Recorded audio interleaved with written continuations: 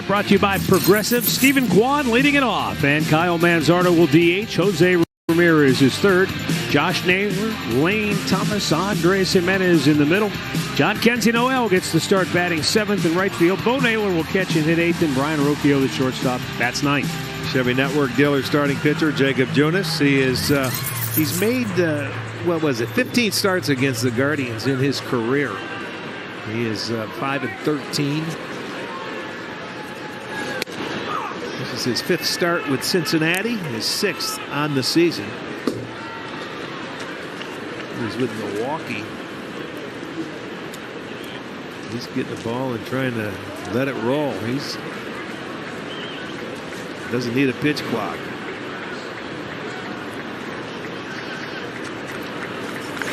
Ball's ripped to deep right field. Fraley back. He's out of room. It's out of here. Stephen Kwan returns with authority. Welcome back. Home run number 14 for Kwan. I think he's ready. Well, for one swing, there's no doubt about that. He came up and he got himself a fastball.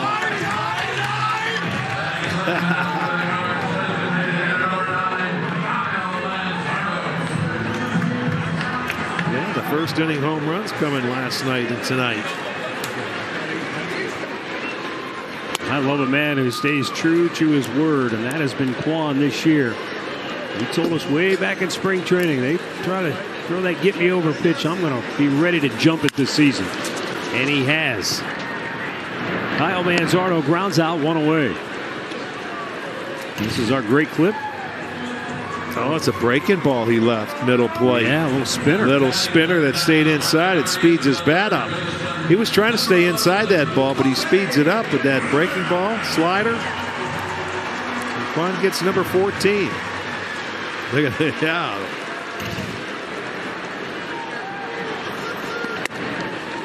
Jose Ramirez takes a pitch off the plate. Ball one. Tell you what, back-to-back nights where the offense scores in the first inning. That was something we saw a lot early in the year, but not much in the second half. Yeah, it went away there for a while, and that was when Cleveland kind of struggled for the only time this year. But, I mean, we've given the numbers so many times. When they score first, when they lead after two innings, they're unbeatable almost. How do you like the home runs, though? 3 homers in the first inning last two games. Right. I like that. Not that it's going to happen, or it happens very often, but it's nice to see it when it does. And they had relaxed at-bats the rest of the game because of that, and were able to add on easily. Jacob Junis with a low sinking fastball to Josh Naylor for strike one. Josh comes in 9th in the American League with 31 homers, 5th in runs batted in with 107.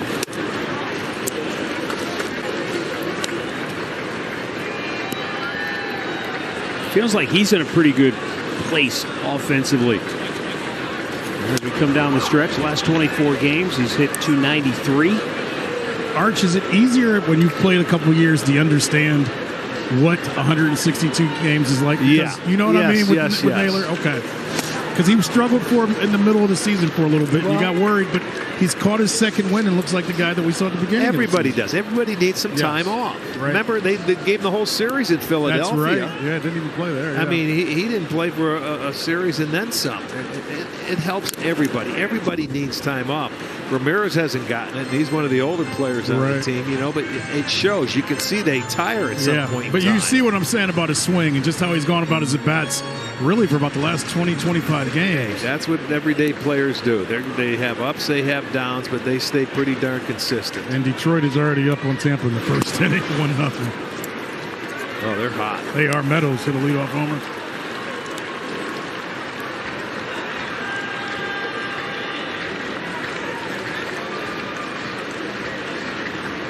Two down here in the bottom of the first, and the Guardians with a 1-0 lead.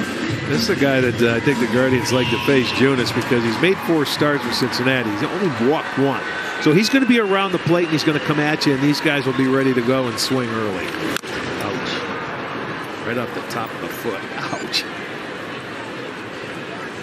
You know, it doesn't matter what the sport is.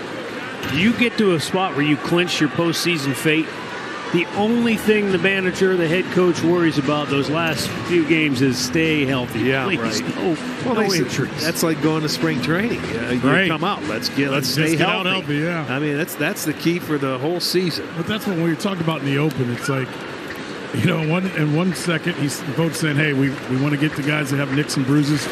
Let them take care of it. It's 2 strikes, 2 outs. My bad." That's all right. You're getting used to. You're getting ready for postseason. That's right. Stephen Kwan, he's back. And he's going deep. And the Guardians have a 1-0 lead.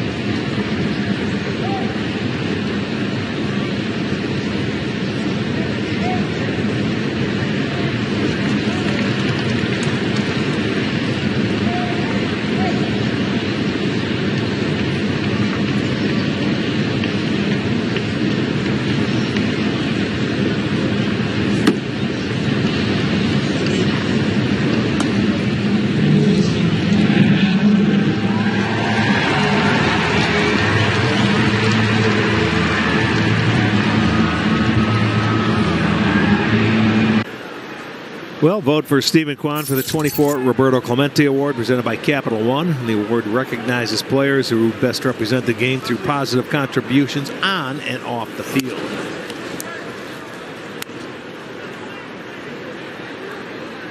Second inning, 1-0 Cleveland, and Spencer Steer, the Reds' designated hitter, leading it off.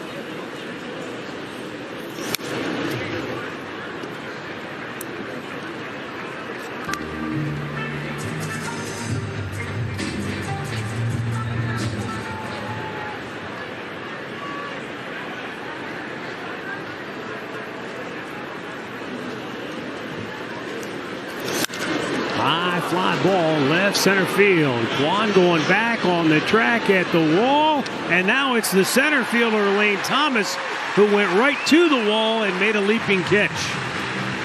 Well, he ran out of room, didn't he? He didn't have nowhere else to go. He's searching, he's calling for it. He's got that left arm out to know he's getting close, but he takes his one leap, makes the catch before he gets to the wall. I thought he was maybe even a little closer than that, but he had a couple of feet to work with. Good illustration, too, on that replay of how the communication game works. As soon as Kwan's heard him calling for it, he goes into backup mode. Say, you're all right, you're all right, you're right. He lets him know when he gets close to the wall. And just in case it's off the wall, he's there for the ricochet. Yes, as he always is. Here is Ty France, 0 for 3 last night. Pops this up on the infield. Jimenez, the second baseman. 2 down.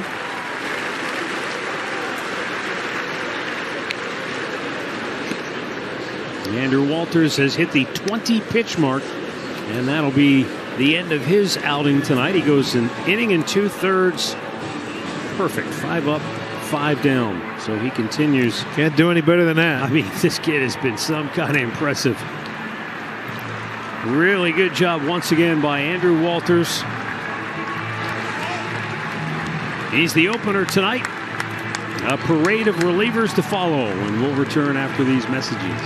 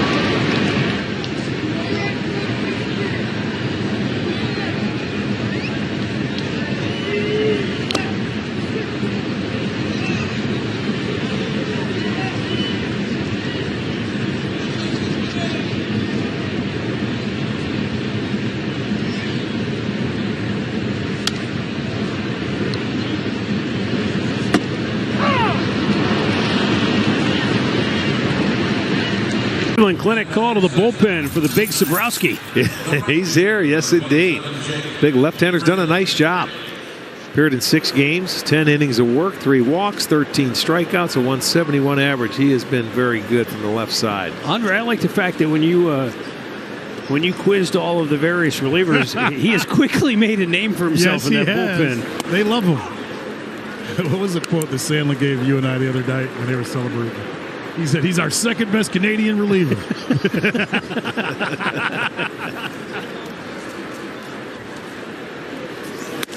And give Eric credit. When I brought that up to him the other night in St. Louis, he goes, there's a lot going on in his head up here, so you just be patient with me. I'll give it all to you.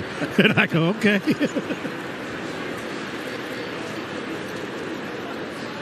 He's an interesting guy because he's got a good pitch mix. Hey, they needed an extra left-hander with Henches going down. And, I mean, the way Herron's been pitching all year long, if this guy comes in, that's a bonus. And man. they're 2 big lefties. They're not the old school lefties. They're kind of soft. We got some big dudes coming out of that bullpen. He could play fullback or something for us in the offseason. No, pitching's just fine for us. We don't want to play football. Okay. No more football. With a name like Sabrowski. Yeah. It's a linebacker all the way, right? Or no, we're going to get him into bowling here. I got it. He could go with the Kegler. Cincinnati hitters 0 for their last 23, dating back to the series opener yesterday.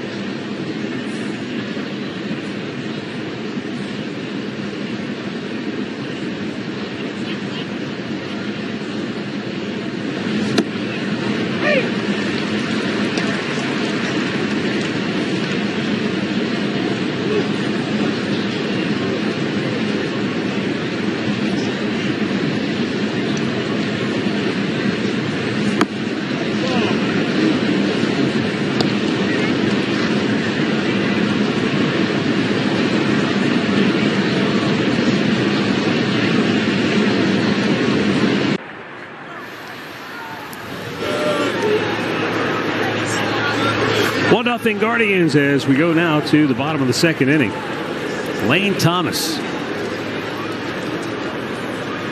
In the month of September, 6 doubles, 7 homers, 20 runs batted in.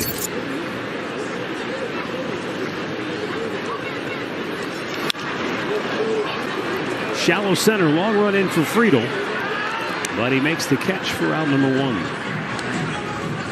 Let's check out the Reds defense for you tonight. Brought to you by Rally House. It'll be done in left field. Friedel is in center. Fraley over and right. On the infield, Marte the third baseman. De La Cruz is in short. Espinal is the second baseman. France at first, and Stevenson doing the catching.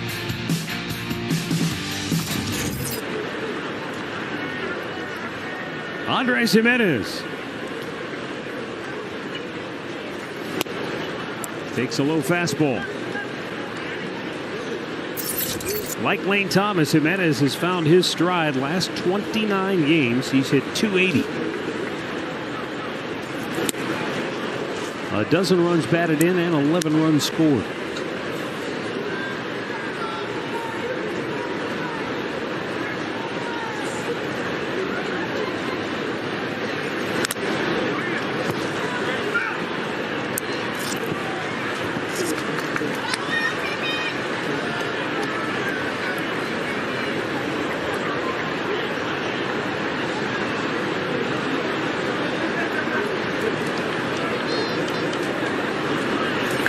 There's a liner to left field. And a nice running catch. Good jump by Blake Dunn, and he makes the grab 2 away.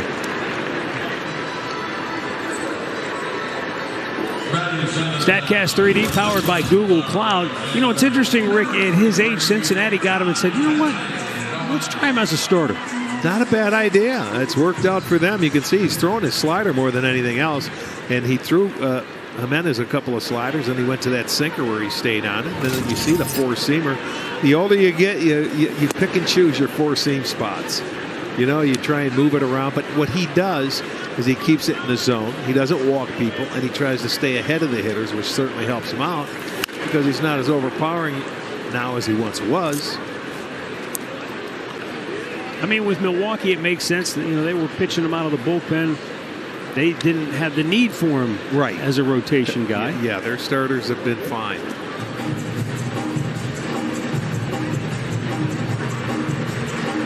John Kenzie Noel trying to get the feeling back. Fouled that ball off his leg. He's trying to get the feeling back in that swing as well. Just 1 for his last 16.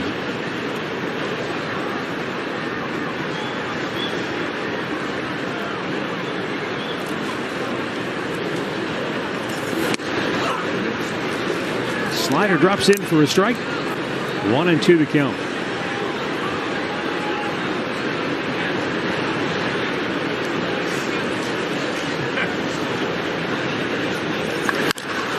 Came back on the plate, but Noelvi Marte makes the play.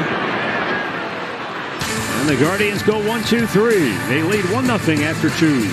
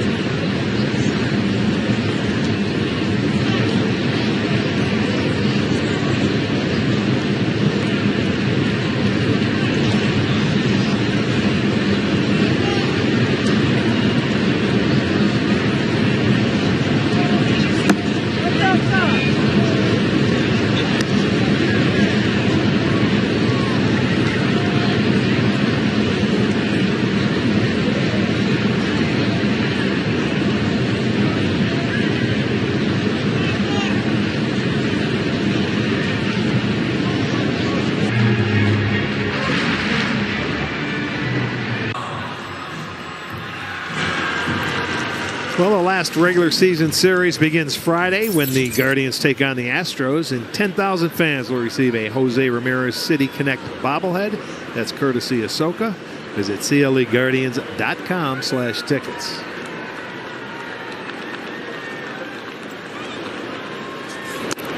Pitch down low. Ball 1 to Santiago Espinal.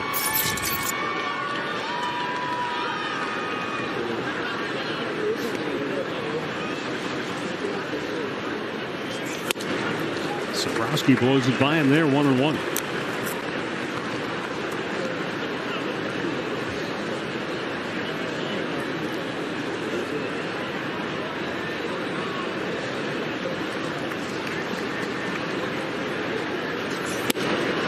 Fastball rung, bang on the inside corner.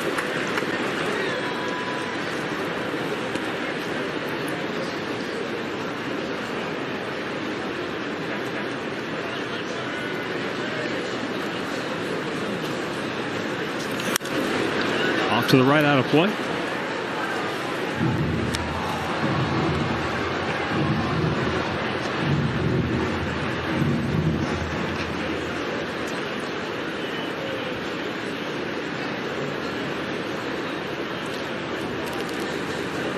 Espinal in his last 10 games is just 3 for 34.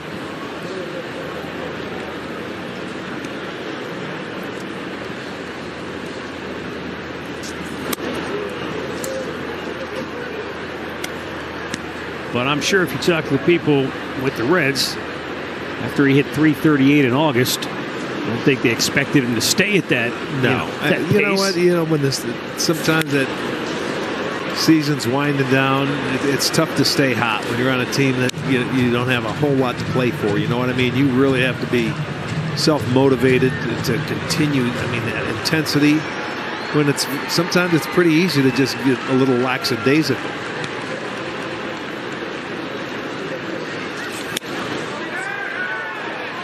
He went too far on the appeal. Ramon De Jesus rings up Espinal. You always got to ask in September. Did he go?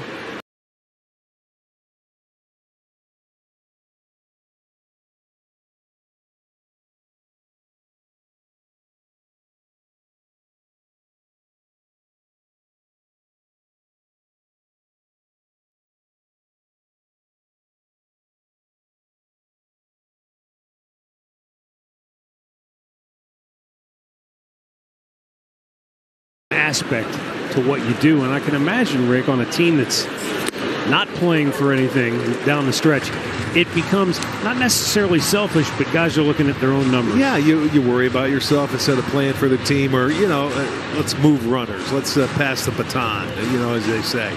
You're right, it happens like that, and I mean because it's 162 games. It's a long season, and if you're not involved in it every day, I mean, as far as chasing something, it's very easy to do. Tried to hold up, but he went. Back-to-back strikeouts for Sabrowski. Well, he's been razor sharp with his efficiency. I mean, this is like a tight slider or a breaking ball. That went down, curveball maybe, right in the dirt. Bounced it on the plate. That's what I mean with Sabrowski. He's not a one-trick pony.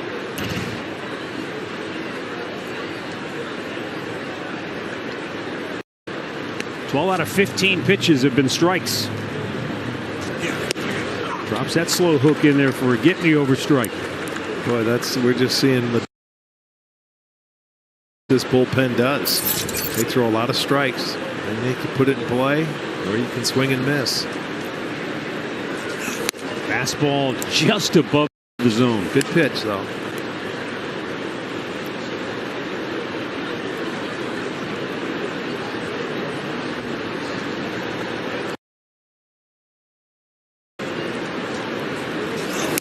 That one found the mark. And it's 1-2.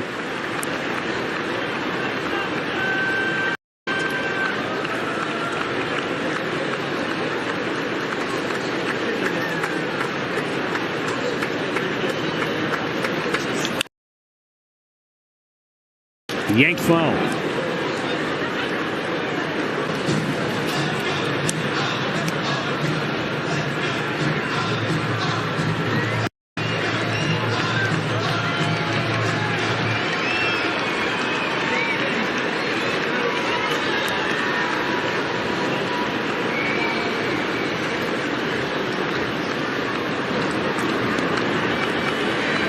The 1-2 to Dunn. Swing and a miss. Sabrowski strikes out the side. What do you call that in bowling when you strike 3 strikes in a row? A turkey. Bingo.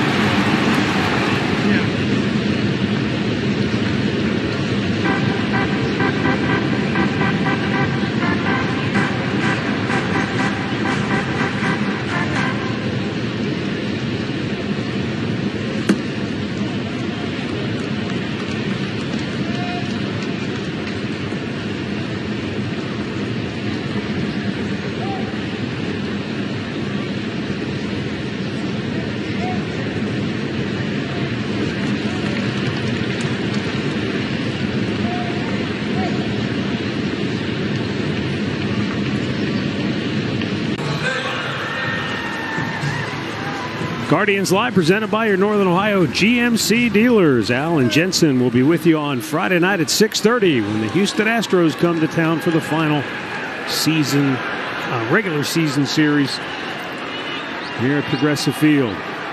Bo Naylor will lead off the bottom of the third for Cleveland. Showing bunt with the Reds infield swung all the way around on the left side. That brings Marte back a little closer. And that pitch down and in. So Bart Swain, the Guardians director of the baseball information, he dug deep into the archives for this one. Back on September 9th when we were in Chicago, Bo Naylor stole 2 bases in a game. The only other catcher in franchise history to steal 2 bases in a game occurred in 1932. Wow. Well, I guess I can say I didn't play with him. Luke Sewell, who was the younger brother of Joe Sewell, right, who essentially replaced Ray Chapman back in 1920. Well, catchers aren't supposed to steal bases. Not 2 in one game. No, sirree. He's not going to be stealing many bases. He keeps fouling balls off his knee either. It looks like it went above that pad is what it did. Maybe top of the shin. There's that breaking ball. Well, it looked like it caught the padding. Yeah.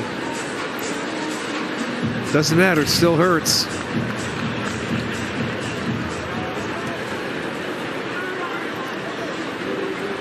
Bo came in to tonight's game with a hit in each of his last 3 ball games.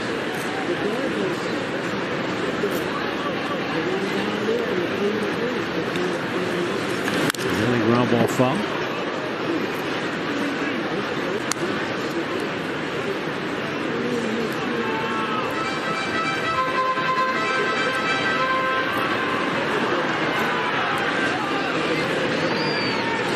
The 1-2 pitch is fouled right back. The Naylor brothers stolen base competition.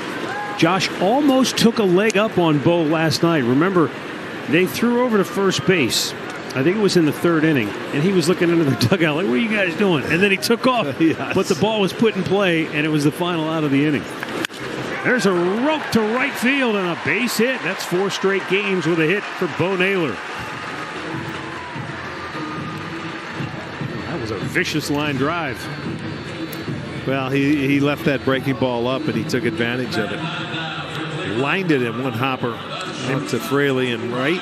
Matt, Josh last night after that attempt let everybody on the bench know that was the best jump he had all season long. That's how it usually works out. Right? They put it in play. I think Jose wanted to say, now I'm glad you know the feeling now.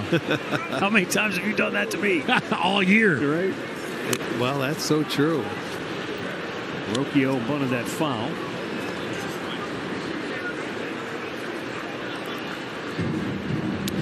Brian Rocchio with a hit in each of his last 2 games.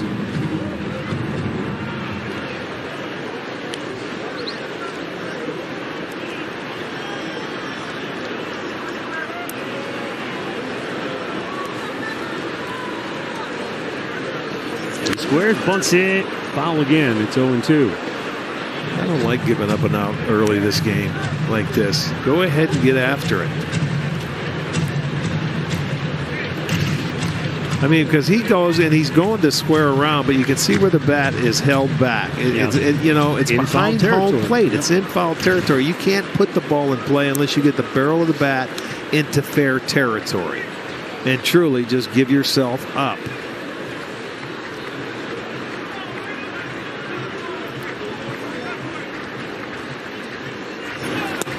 Swing and a miss. He goes down swinging. 1 away. Spectrum replay. Stephen Kwan led off the game with a home run. Well, that's the breaking ball that he didn't get inside to Kwani, and he put it up in the seats. First at bat back since his 11-game absence. 3rd time he's led off a game this year with a home run. 5th time in his career. There goes Bo Naylor. And the throw is a good one, and they got him.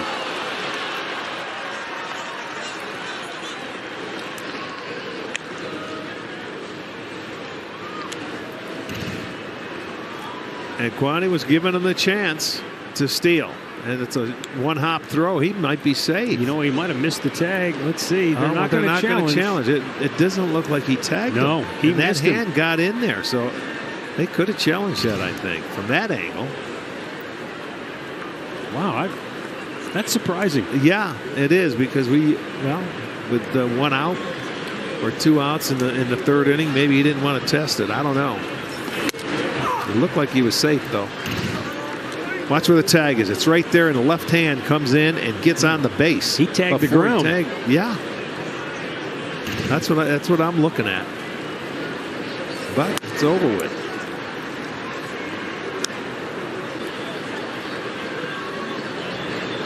It's funny. You and I were just having this conversation. How many more stolen bases you might have had in your career? Because in the old days, in that instance, the ball beat you to the bag. You were out whether he tagged you or not. Yeah, correct. And you had no recourse. Inning over, through 3, 1-0 Cleveland.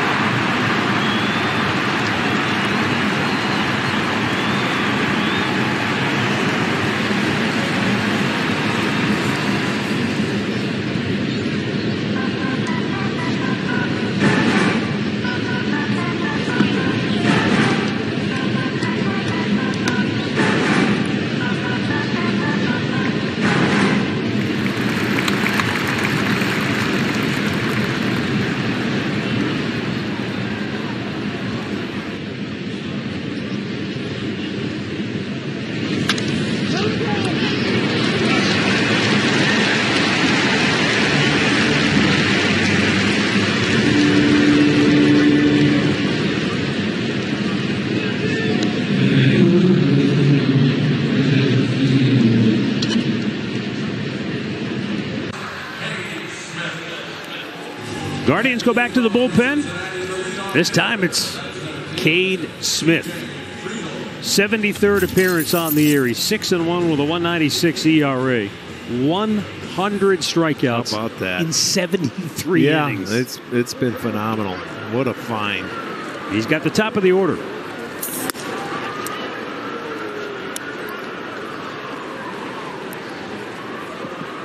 Zabrowski did a beautiful job. Inning in a third.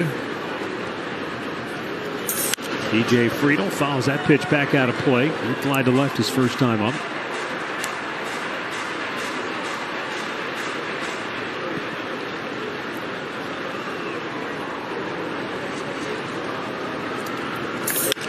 That's hit pretty well. Deep left field. Quan going back. He's got room. Runs it down. One away. Andre not caught up with Stephen Vogt between innings.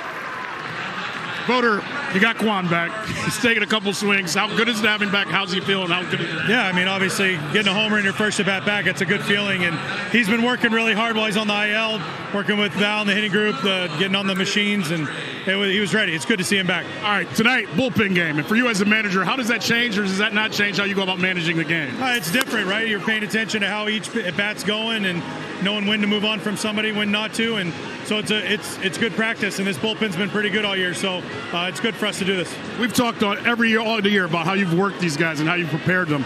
Does it feel like that's paid off now that you've gotten to this point of the season and you're set where you're at right now? I think so. You know, obviously we could look back and, switch some things up, but we haven't overextended any of these guys. We've been very cautious with their workload, and all of them are feeling good and healthy, and that's all we can ask for. So you've had fun your first season as a manager? Yeah, a little bit. It's been a lot of fun. Thank you. We appreciate it.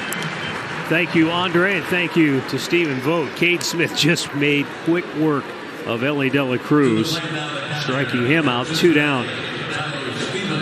There's one little snippet I took from that interview with Stephen Kwan there when he said to Andre about this bullpen game, it's good practice. Yeah. This is how postseason games are managed. There's no doubt. I'm not saying you use an opener and 19 relievers, but watching each at bat, how your stuff's playing. Because when you get into postseason play, every pitch is huge. Everything revolves around each pitch. And, when you have a walk in postseason, that starts a rally. That turns into a rally. Or something starts building, you know what I mean, with momentum. So anytime you get a base runner, everything is magnified. But getting used to managing is what I picked up on as well. Getting used to this is what I picked up. So, yes, I picked the same nugget up. 1 ball, 2 strikes. Tyler Stevenson popped up on the infield. His only time up. Cade Smith, 9 pitches, 7 strikes. Ring him up. Another dominant outing by the big right-hander.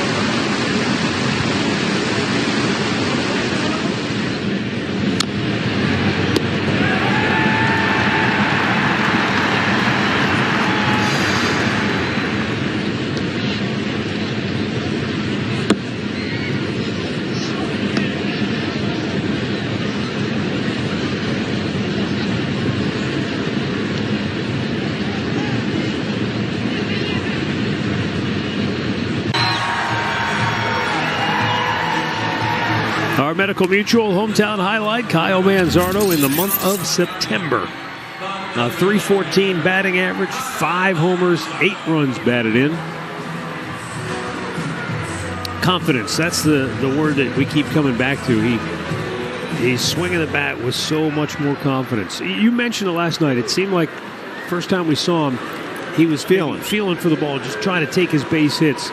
Now he's up there saying, okay, I'm going to do some damage. Yeah, I mean, he's not trying to pull it or do anything. He's seeing the ball and hit it where it's pitched. Mm-hmm. He's being an aggressive athlete up there in the batter's box.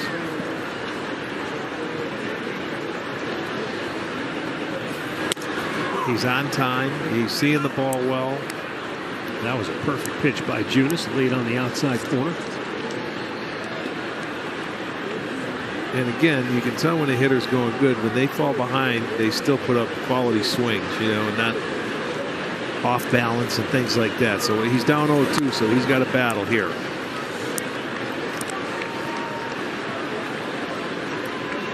Junis gave up a leadoff home run to Stephen Kwan, a leadoff single in the third to Bo Naylor. And now Kyle Manzardo with another towering drive, but this will go foul.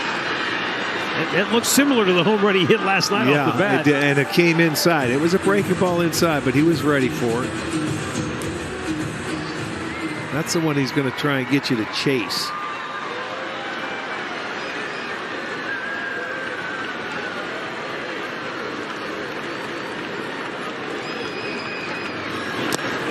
Down in the dirt, 2-2. This was last night. Watch how high this ball.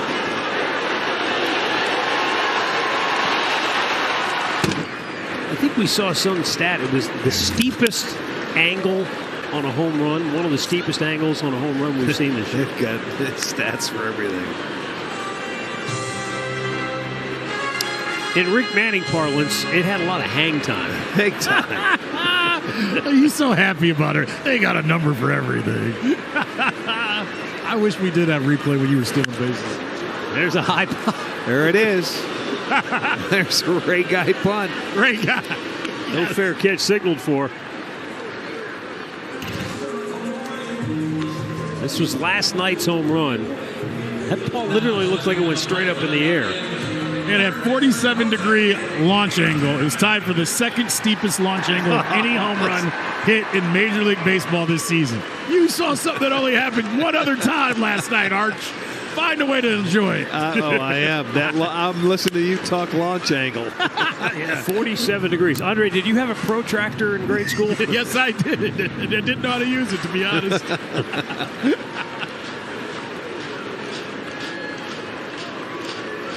Who told you that stat?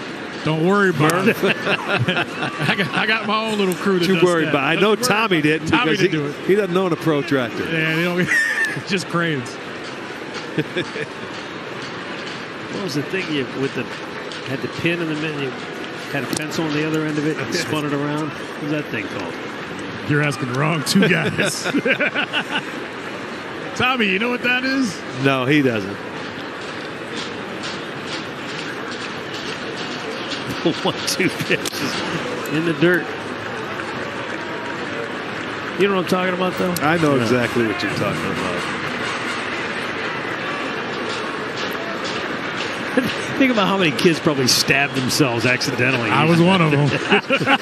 Oh! Stay awake, Jim Day. Batman. It's Batman over there. Yeah, he's going to have to put his coat back on. Cover up.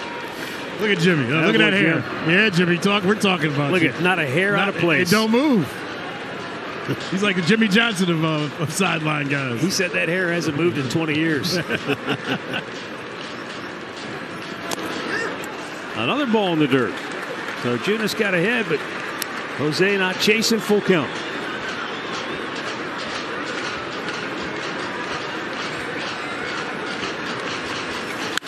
Uh-oh. Deep right field. Fraley back, looking up, off the wall. Jose can run. He's around second. He's going to turn and burn for three. The throw is not in time. It's a stand-up triple. His second of the year for Jose Ramirez. Oh, boy, you get that close, it's got to go over. Boy, oh, boy, I thought he had one there. Right around the 375 sign. He got one right down the middle and did what you had to do. Hit it just off the wall and landed about halfway up. It's going to be the most unhappy triple he's had of his whole career. Exactly. I know it. You get that close, he wanted that for a home run. That's why he didn't slide. Get your hands. Watch this. Get your hands off me. The guy at third's laughing. Jose's not. Not laughing. Because you know what? He's upset. Yes. That ball didn't go out. He was upset with his first at bat. He felt like he missed a pitch. And now he's telling Marte right now, don't push me. Yeah, don't you ever do that again. He'll show you some tape from last year. No, his name's not Anderson. See, I didn't say his name. Neither did I. I knocked a guy out of baseball. Infield in with one out. Josh Naylor with a base hit left field. Bring him home. Jose scores 2-0 Cleveland. RBI number 108 for Josh Naylor. Well, that's a nice piece of hitting there by Josh. Infield in, just take it the other way. An easy RBI. Another look with our T-Mobile coverage cam. And that was a backdoor spinner. He left that one up, and it was easy for him to watch. Just take it that way. Two hands on the bat. There you go. That makes a 300 hitter, a 400 hitter with the infield in and the man on third and less than 2 outs. Here's Lane Thomas, fly to center his first time up. I know, that's what was the pitch. Don't worry about it.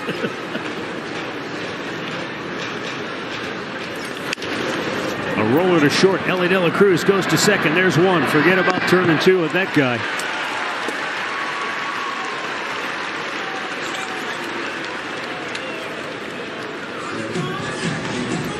So 2 down for Andres Jimenez. Lane Thomas at first base with 2 down. Thomas with 32 stolen bases on the year.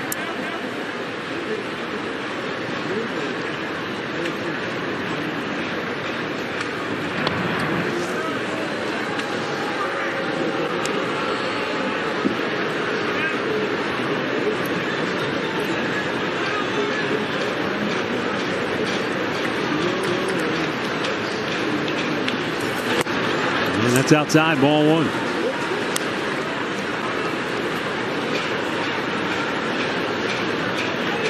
I believe the thing with the instrument with the pencil is a compass.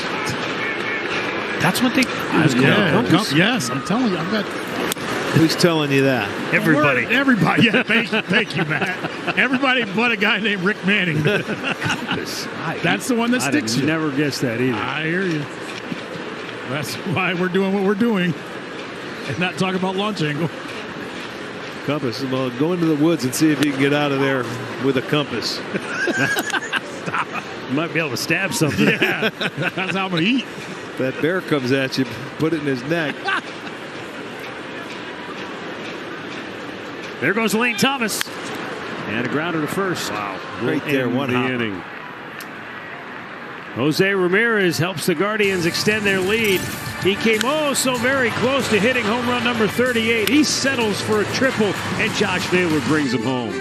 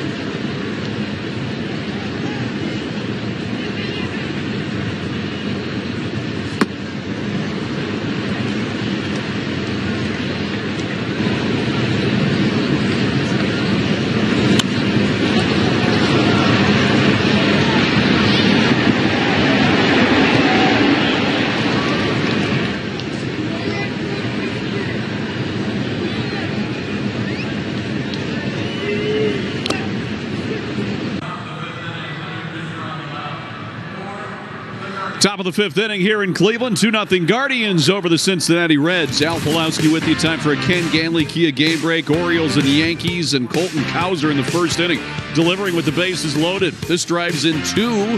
That's ruled a hit. Baltimore takes a 2-0 lead. It's now 3-0 O's over the Yankees' second inning in New York. Matt, Rick, Andre. All right, thanks, Al. Here is Spencer Steer leading off inning number 5, and Eli Morgan on to pitch now for Cleveland after Cade Smith worked a 1, 2, 3, 4th inning with a couple of strikeouts.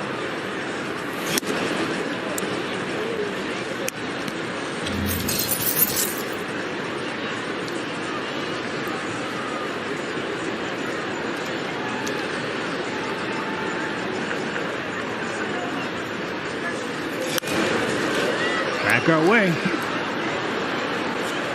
to the upper deck. I think that was about 39 launch angle. I'll get behind us and over our heads.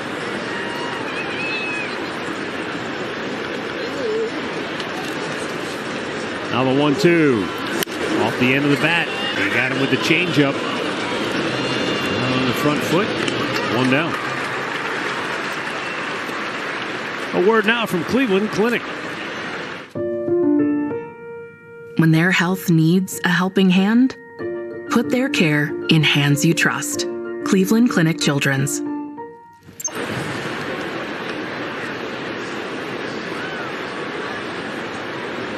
Ty France popped up on the infield in the second inning. Just read a little news out of Chicago, and I'm curious what you guys think of it. Grady Sizemore saying that they're going to start Garrett Crochet on Friday. They said with Detroit coming to town, I think it's going to make for good baseball. Let's see. Rocchio fields and fires. But he says they're going to be competing for a playoff spot. We want to throw our best guy up against this team. They're fighting for a playoff spot. They're our rivals, so we're going to throw our best against them. All right. Yeah, why not? I like it. I do too. I have no problem with it. I'm just curious how the rest of baseball. Why was he supposed to pitch tonight? Supposed to pitch tonight. Like yes, okay. And they moved him to Friday so he could go against the Tigers. Well, they've been holding them back. No kidding. So far this year, so go ahead and hold them back for the Tigers. I love it. I don't know if it'll make a difference, but for 5 or 6 innings in May. Well, yeah, you're right. He's had a great year.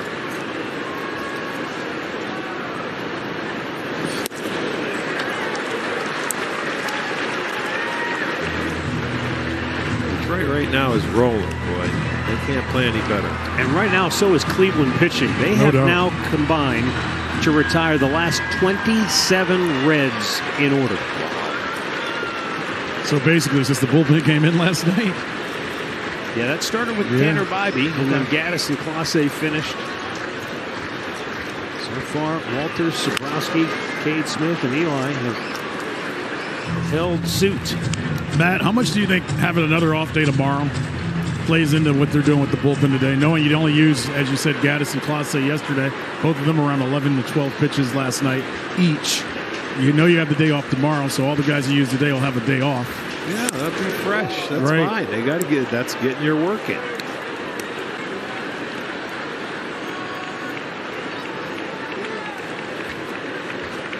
I think, Andre, the guys that are helping to make all these decisions, they know what protractors and compasses are. No doubt. They leave no stone unturned. They're looking at every angle, trying to find the edge.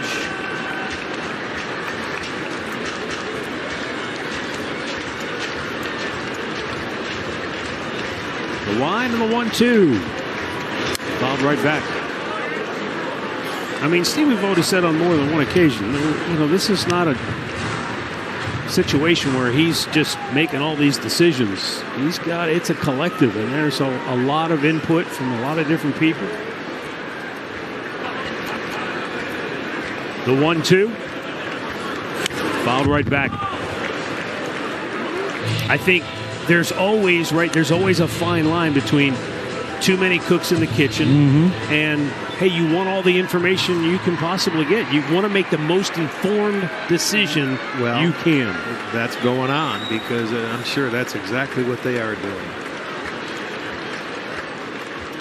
Now the line of the 1-2.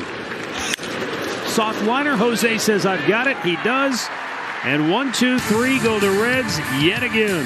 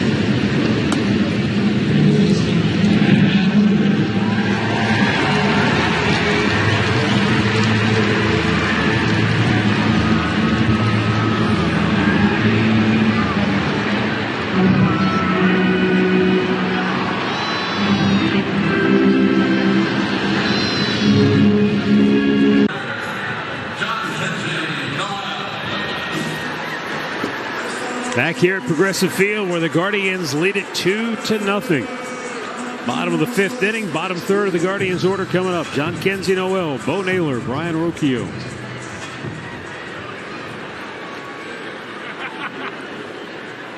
John Kenzie grounded the third. His only time up back in the 2nd inning. Pitch is low, ball 1.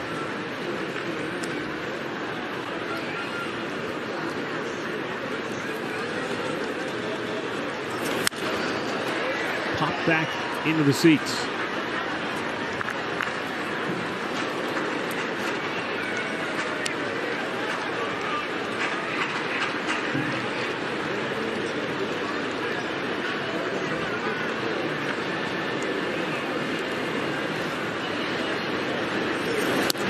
He waved it one off the plate.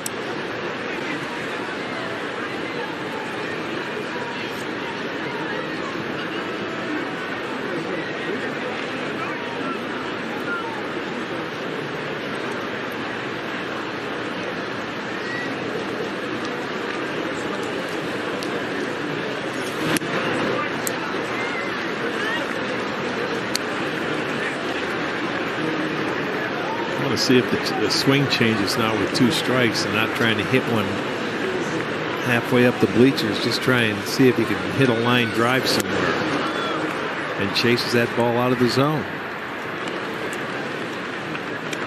Injury report tonight is brought to you by the attorneys at Elk & Elk. We talked about this quite a bit last night. Cincinnati, their recently dismissed manager David Bell. I mean, from the jump, Cincinnati has dealt with injuries. Freddie Benavides is serving as interim manager till the end of the year. The Reds felt like, look, this is what they announced, that by letting David go prior to this series, it gives them a little bit of a head start on putting together a list of names and getting ready for the search to fill their vacancy. Look, it's a team with certainly some really good young talent. You got a budding superstar, Nelly De La Cruz. You got a catcher that can swing the bat really well. Yes. I mean, they have some building blocks. You know, whether or not their wish list of potential managers lines up, we'll be seeing, because there may be some more out there that are going to be available. That's going to be the wild card, right? How many other teams will be looking for managers? Yeah, and once the season ends, and there's some teams that have to be out in Seattle. You got to look at it. Yeah, there's a lot of other ones. Toronto may be one. True. I'll tell you what, they also have something that we haven't seen yet because he just keeps missing us. They may have an ace.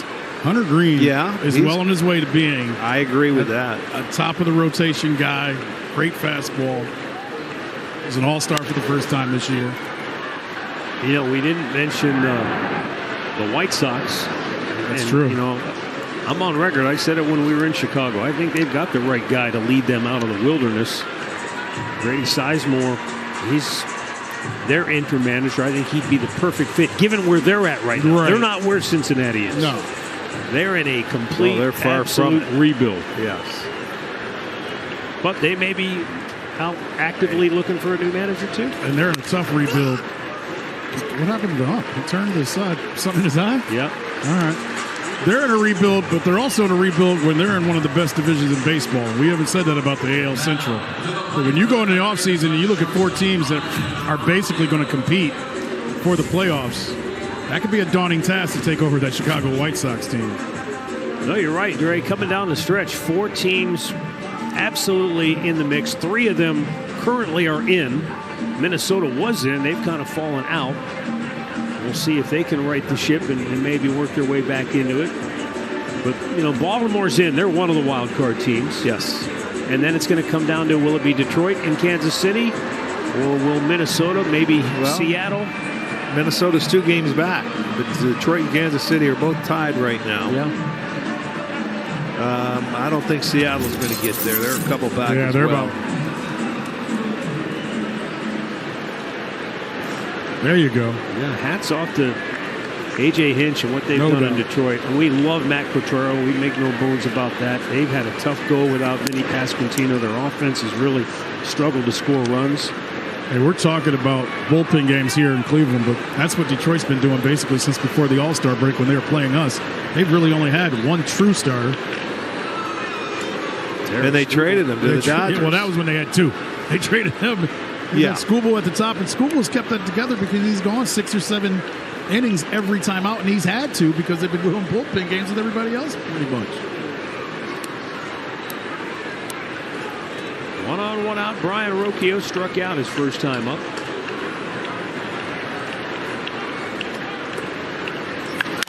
Chopper to first, step on the bag. Now Bo's stuck in a rundown, and he'll be tagged out to end the inning. 5 complete. Cleveland 2, Cincinnati nothing.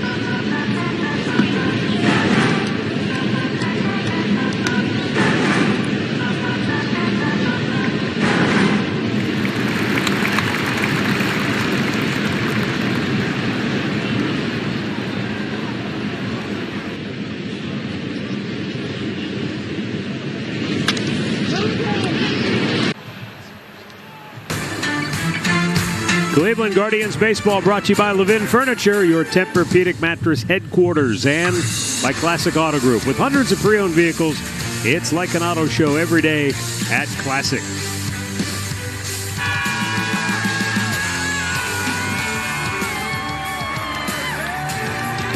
Beautiful night here at Progressive Field, and the Guardians lead it 2-0.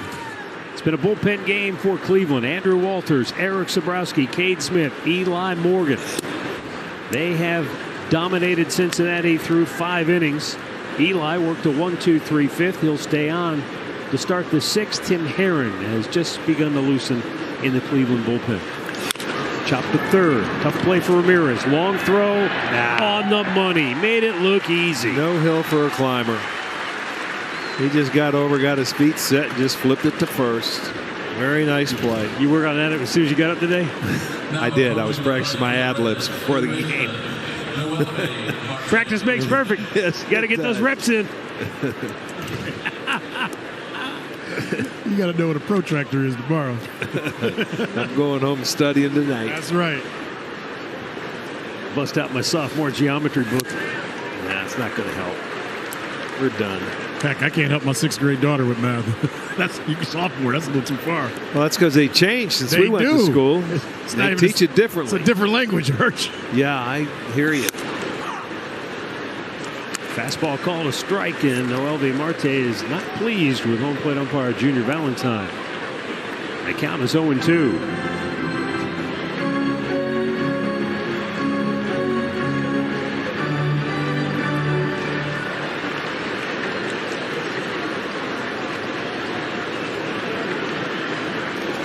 Now the 2-strike pitch. Way outside.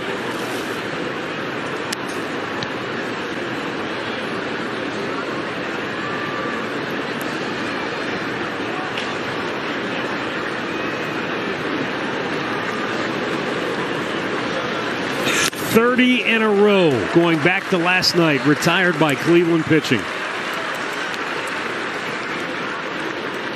Well, they have had 10 0-2, 1-2 counts tonight, and this is what happens. You get ahead of them. You got to make them swing at your pitch, and the bullpen's done a great job tonight, right from the start. Here is Blake Dunn. He struck out his first time up. And he chased one off the plate. See, they want to get aggressive now. They know you're throwing strikes, and you got him to chase one. A little nice slider off the plate that he swung at. Dunn, a rookie, is 4 for 25 with 10 strikeouts. And he finds himself in the hole here, 0-2.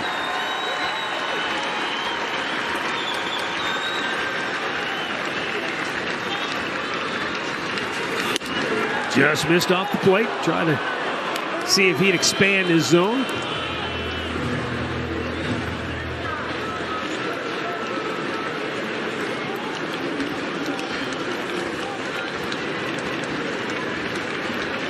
And the 1-2.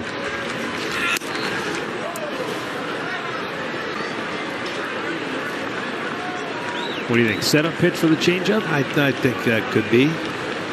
Take him off that. He started him off 2 sliders, then threw him up nice high fastball. There it is. Make that to go. Ring him up. 18 up, 18 down through 6.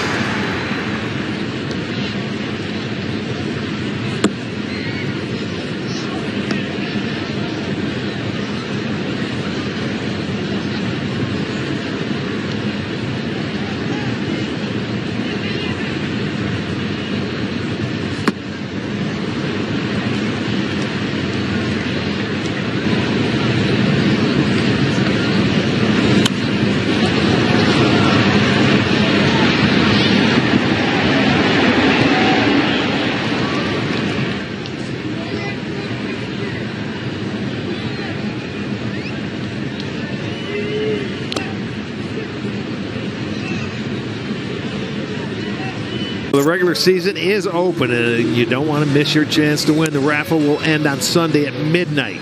That is Sunday, so we're rolling right now. It's guaranteed 50, and we're going to go a lot higher than that, man. We got tomorrow off, so by the time we get here on Friday, we got to have a run, and let's get it up. 75 G's, let's go. We move on to the bottom of the 6th inning, and Cincinnati will go to their bullpen for the first time tonight. Big right-hander Tony Santillan.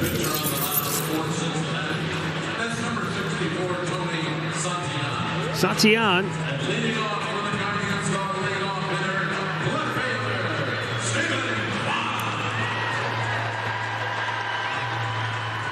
You know, Jonas did a job to hold him in there. It's just that the offense, they've been able to shut down Cincinnati's offense. So he went his 5. This would be a good time if you can add on right here.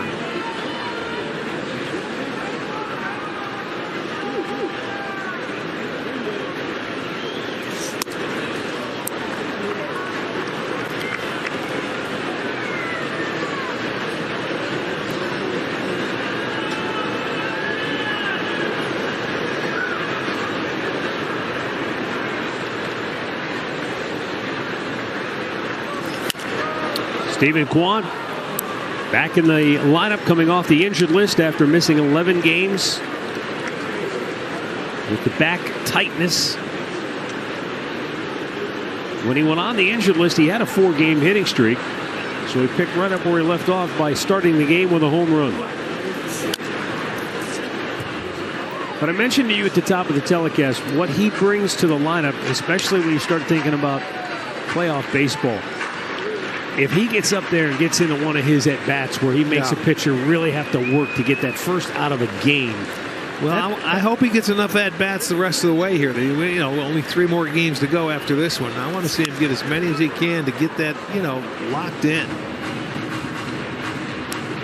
And then you'll have some time off, and I know you'll have, you know, some inner squads. You'll be facing your own pitching.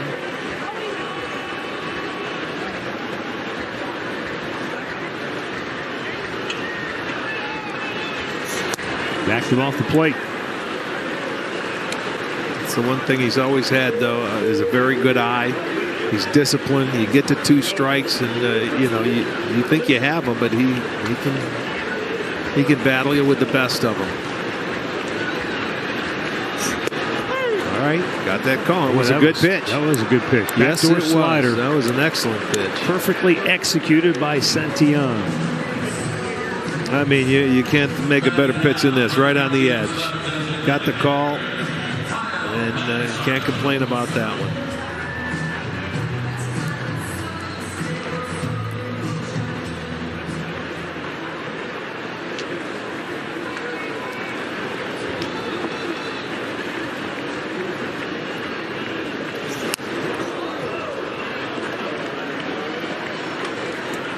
Almost tore the webbing out of the mitt.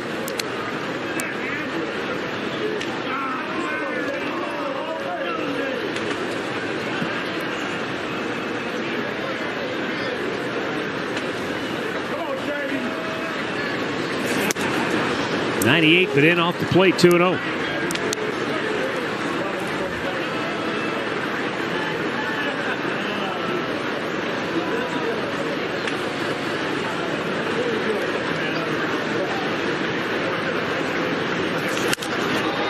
Left field. Going back is Blake Dunn. And makes the catch. 2 down. We'll get a word right here from DHL. DHL Supply Chain is hiring for a wide range of salaried, operational, and functional roles. Apply today at joindhl.com.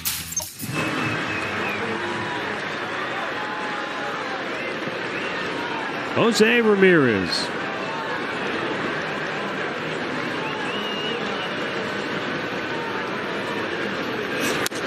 His triple in the 4th inning gives Jose 9 extra base hits in his last 12 games. He began the night 4th in the American League with 75 extra base hits. There's another one. Down the right field. There's another one. It's going to get down. Fraley cuts it off. He's not Jose's stopping. going for 2. He's in there safely. He's got a double. That's number 38. As soon as it left his bat, I knew he was going to be on second base because he does not stop. And I mean, that's just flat out pure hustle. He knew it, and he says, all right, throw me out because I'm not stopping. And in comes a throw, but not in time, and he beats it. So he has a triple and a double. Maybe he can cash that in for a home run. That's what but you know what, though? We all know what he wants to do. Sure. But I love that he's still out there playing hard. Oh, and, gosh, and his swing hasn't gotten bad. How many times we see guys trying to get home runs, and the swing doesn't look right? No, well, that's not Jose? No, it's not. Double Great. number 38. Yes. With 2 down, Josh Naylor to the plate. Again, with 2 outs, I should not bring this up. But I will. You visited Jose in the Dominican Republic. Yes. If we were playing a Sandlot game in January or November, he'd play the same way, wouldn't he? Exact same way. He wouldn't play any different. Matter of fact, when I was down there with a camp, he was telling kids that. He was like, after you hit this wiffle ball, you run down to first like somebody's chasing you. That's what he was teaching kids, that you always play that way. Josh takes. It's in there for a strike, 0-2. Also, Matt, I'm in a different place, and I'm learning some stuff about you. I've run into one of your high school and college teammates. I'm everywhere, baby. What you learning? Don't worry about it. Tell me later. Jeff says hello is all you need to worry about.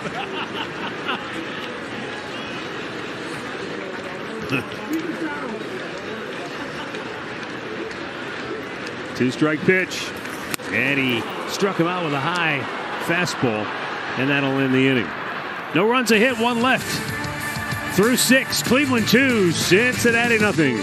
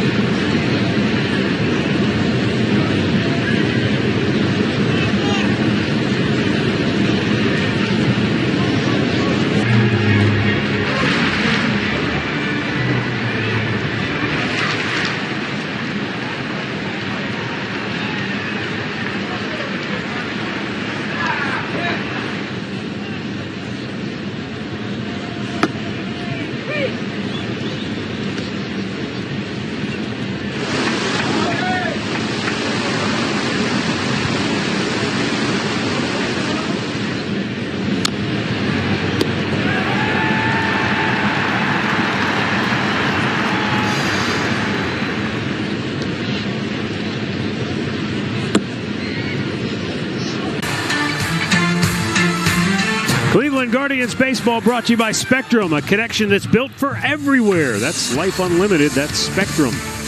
By your Chevy Network dealers and by Union Home Mortgage. Promises kept.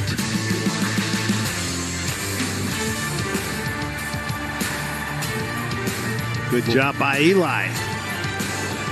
This has been a special night for Cleveland pitching. No doubt. I mean, you want to talk about efficiency, man. 18 batters they've faced. Little bunt attempt. Herron grabs it, fires it, not in time, and that'll be the first hit of the night. And listen to the boos.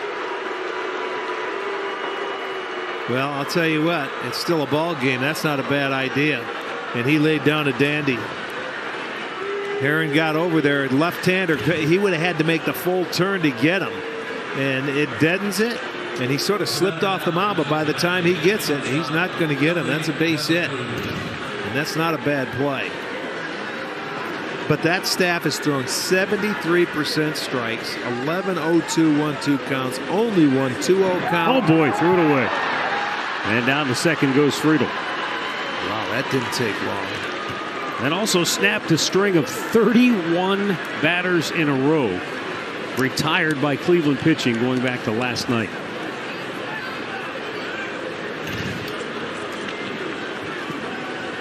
Yeah, that's just a bad throw, man. You talk about holding on to it. Now Ellie Dela Cruz showing bunt, takes a pitch outside. You see, they were just sitting out there, and now all of a sudden you put a little pressure on the defense, and it happened. The first hit of the night, a bunt single in the 7th. Swing and a miss.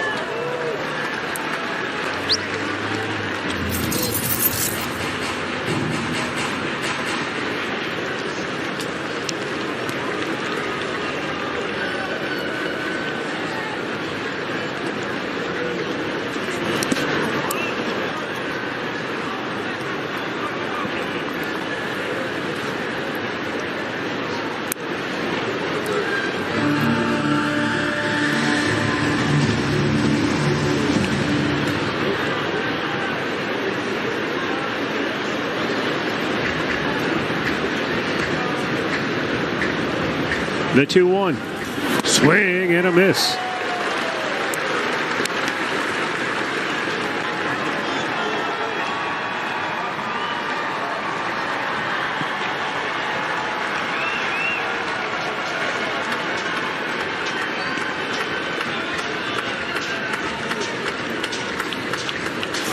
Ground ball right back up the middle. Long throw for Jimenez, and Naylor couldn't scoop it. Around third, coming home is Friedel, and the Reds are on the board. It's 2-1. Well, that's going to be a base hit for De La Cruz, I'm sure, and then the error because Josh couldn't pick it. He had to pick it and make a nice play because Jimenez had to rush it, and they're going to be on the board now. That ball gets up there, and you can see Jimenez realized he's got to get it over there in a hurry. Short hops him. It gets by him. They're going to score. So, second error of the inning. And this is where the speed of Cincinnati can impact the game. Absolutely. Ground ball to third. Jose has it. Goes to second. There's one on to first. Just like that, a double play. Cleans the bases. There you go.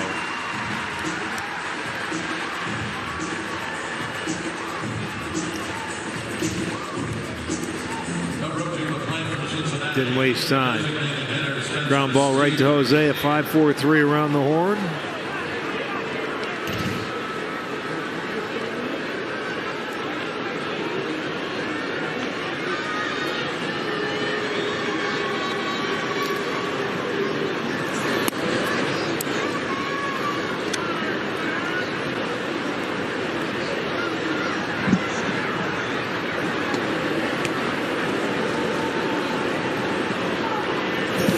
Pitch up and away a little bit. 2-0, the count on Spencer Steer.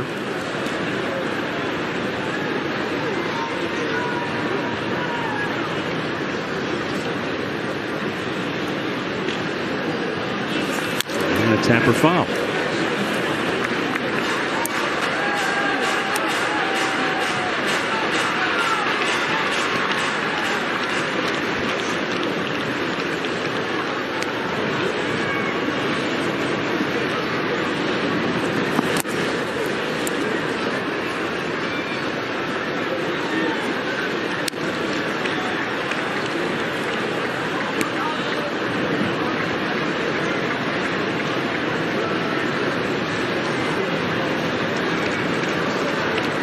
Three-one offering. That's in there for a strike. Full count.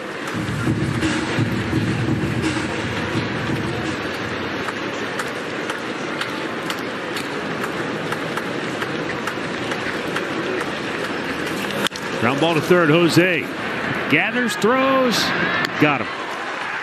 Reds get on the board. Stretch time in Cleveland. 2-1 Guardians.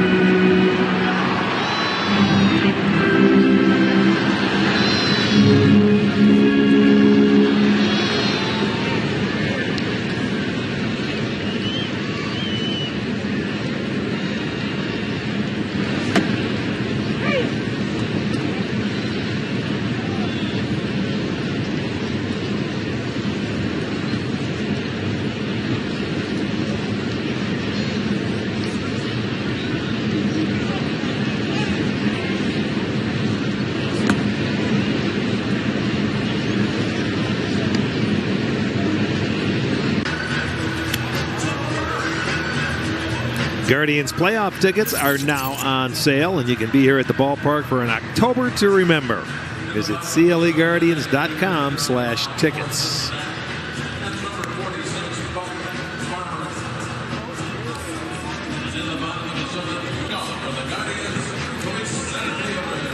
New pitcher for Cincinnati is Buck Farmer. Third pitcher of the night. Tony Santillan worked a scoreless 6th inning.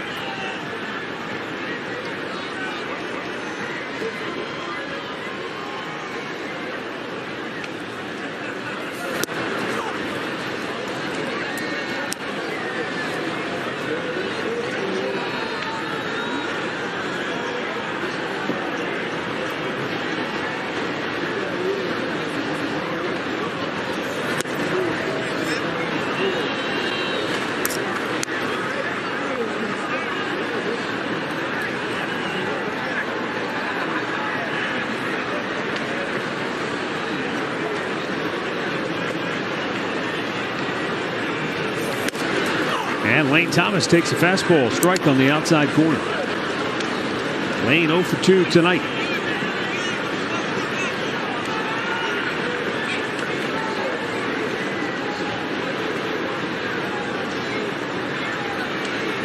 Down in the dirt.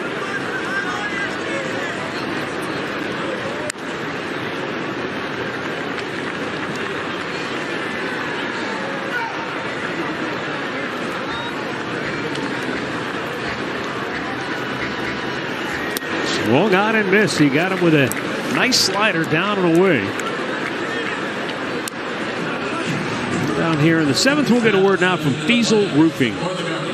Your roof takes it all, and your valley takes on a lot of weather. A Fiesel Valley ensures that your shingles stay in place. Visit FieselInc.com today for $1,000 off a purpose-built roof.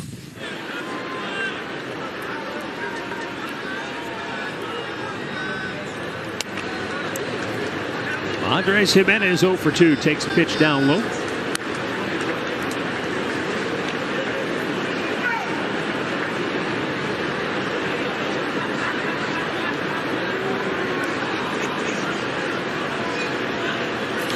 Fouled right back.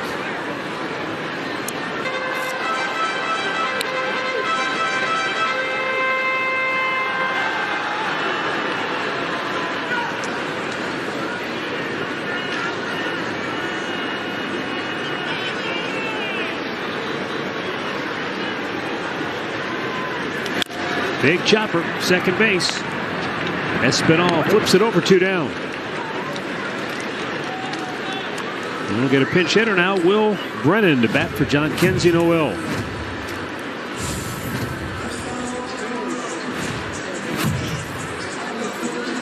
Will comes in batting .313 over his last 34 games. And when it comes to pinch hitting, he's been their best. He's 6 for 12.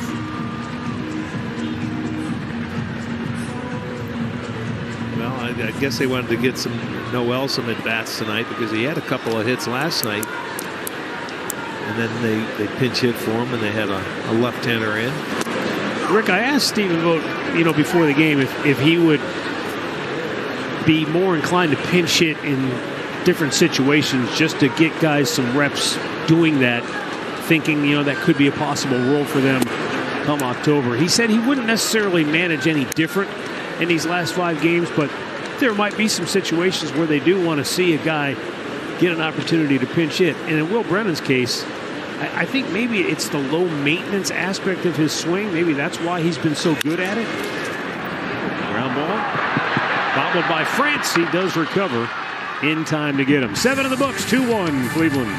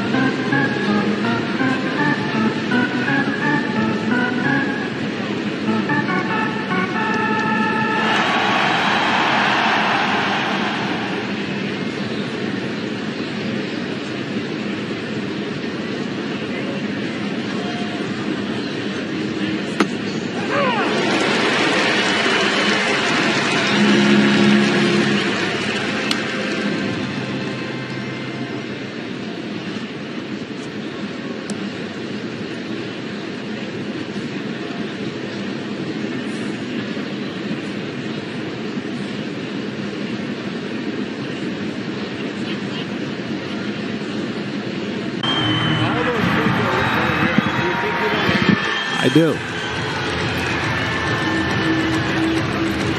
Well, when it comes to no-hitter droughts, nobody's waited longer than us, huh? No, that's true. Ever since Lenny, his no-hitter perfect game, that 1981. And that was Dave Stieb with Toronto. Yes, it's been a drought.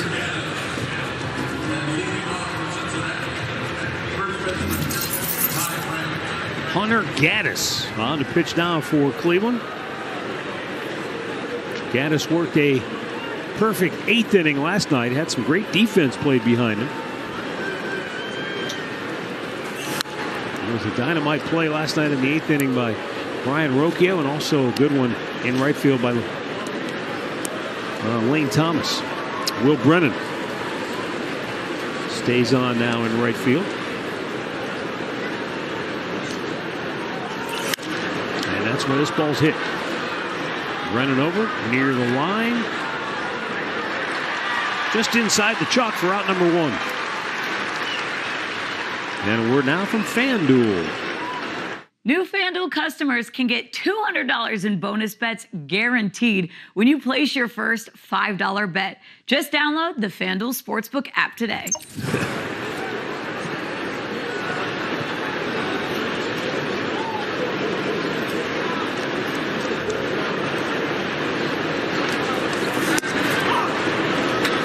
In there for a strike. Jake Fraley 0 for 2.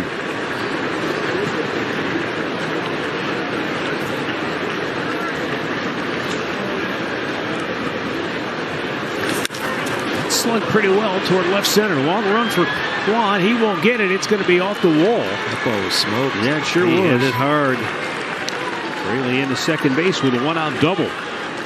So the tying run into scoring position here in the 8th for Cincinnati. His 19th. I mean, he drove that ball. It's a little breaking ball. It went down and he stayed on it. It looked like Cohen might have had a chance to catch up, but he hit it too hard.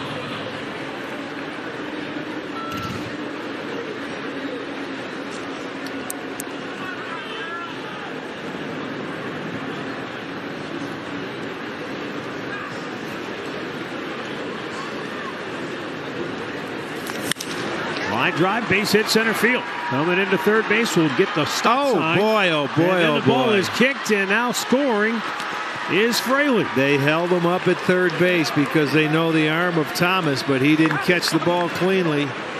So that's going to be another error. That's number 3 for the Guardians tonight, but he had him. He was going to hold him up. Good job. Espinal gets that ball to center, but you see he took his eye off it, just didn't get it out of the glove, and that enables him to score. So we have a tie ball game.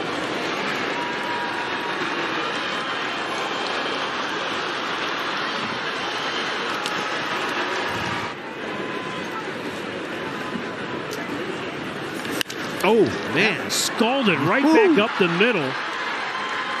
Stopping at second is Espinal. Boy, they're not wasting any time. They're being very aggressive. 3 straight hits off Hunter Gaddis here in this 8th inning. I mean, that went right through, and I mean, look at it, how hard it hit off of Jimenez's glove. So they'll get another hit.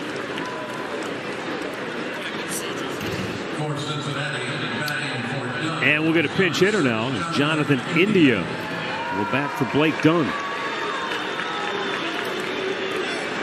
And that'll send Bo Naylor out to talk with Gaddis. And Carl Willis will also pay a visit.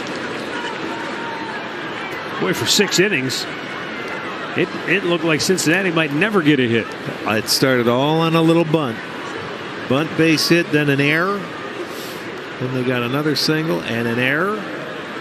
So defensively, they had a lapse in the last 2 innings, but they've come out and they've been more aggressive now once they got their first base runner.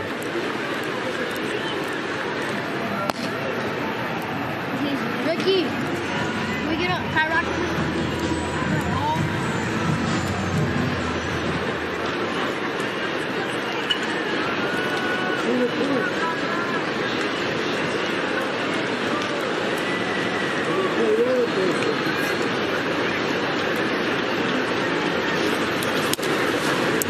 away, ball one.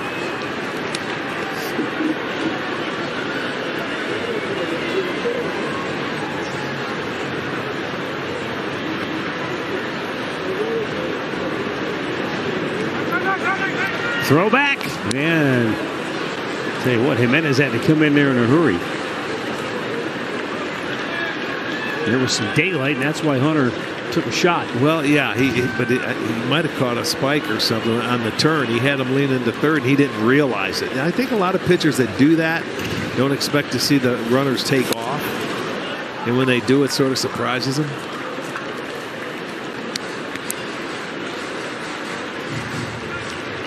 He didn't really take off, but he did certainly have a motion to go to third.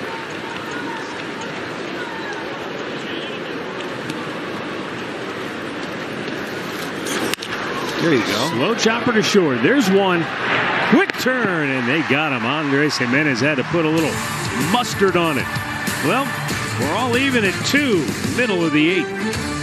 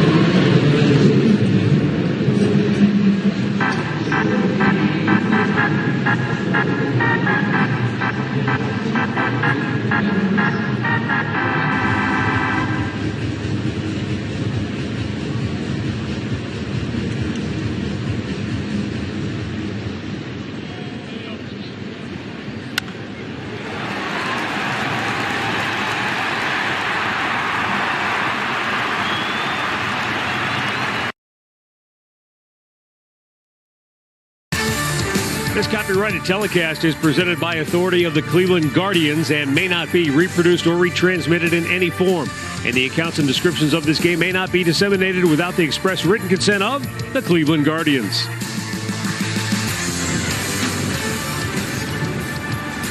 Two-two ball game as we go to the bottom of the 8th inning.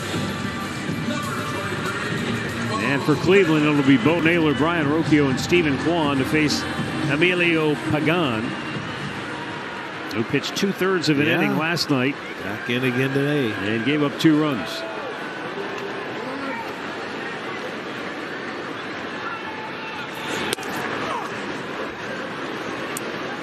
Cleveland has not been one of his better matchups in his career. No, we talked about it last night.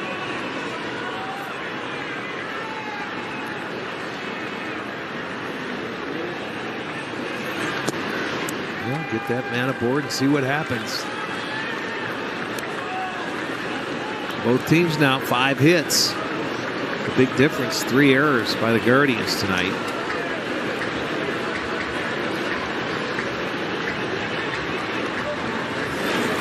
Ooh, big cut and a miss.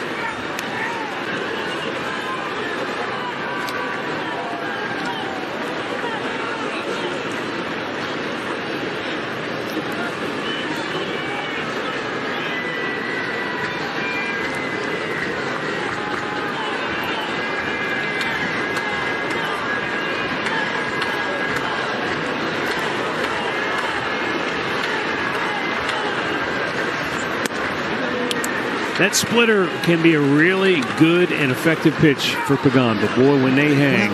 they can get hammered. That may be true with any splitter guy. You know, when it's on, it's a field pitch, and when it's awfully tough to hit when you're throwing it well. Looks like a strike and disappears, but you hang it, and you can't forget about that pitch. 94-mile-an-hour fastball.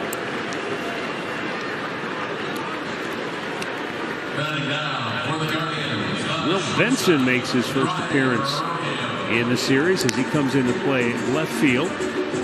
Espinal moves from second to third. Jonathan India stays in the game as the second baseman now. There's Will Benson, former Cleveland farmhand. Fouled back out of play.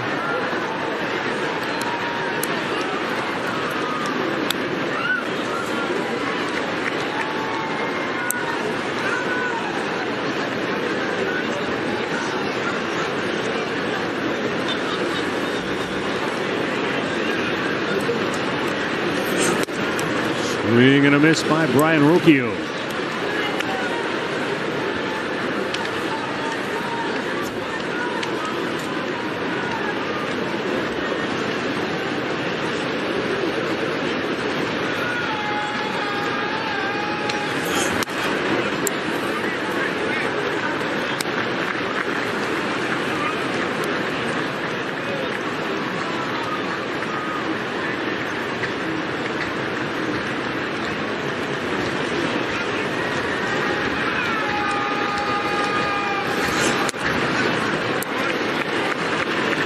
Two balls and two strikes.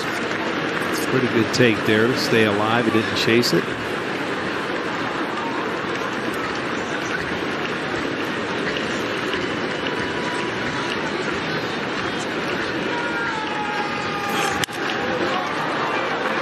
There's Will Benson moving over toward the line.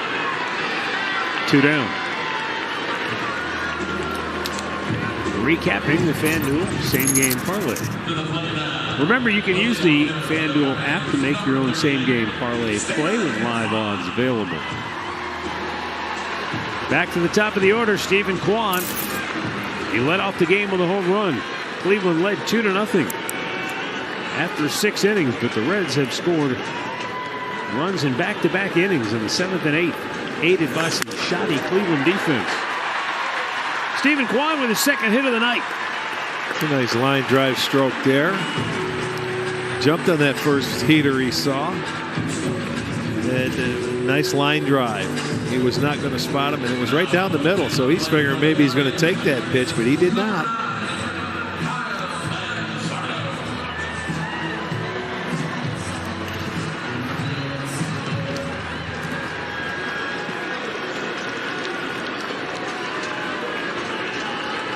Manzardo with 2 down and a runner at first base. 0 for 3 on the night. Takes a high fastball.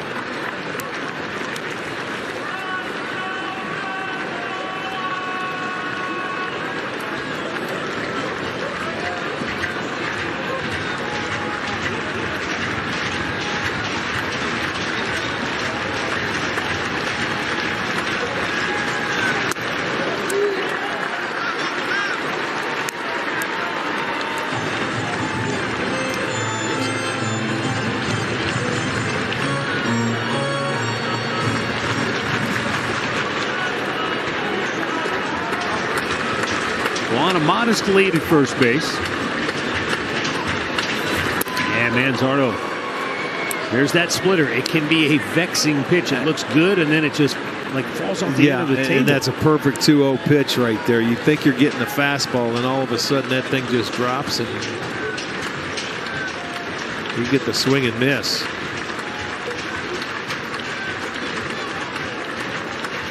Line drive. Nice. Base hit left field. Manzardo delivers to get Jose Ramirez to the plate. Well, nice job. He stayed on it and went to left field with that heater. Didn't hit it all that well, but he got enough of it. It got in on him. So you got back-to-back 2-out hits. Stay on it, big man. Going to get a pinch runner for Manzardo at first base.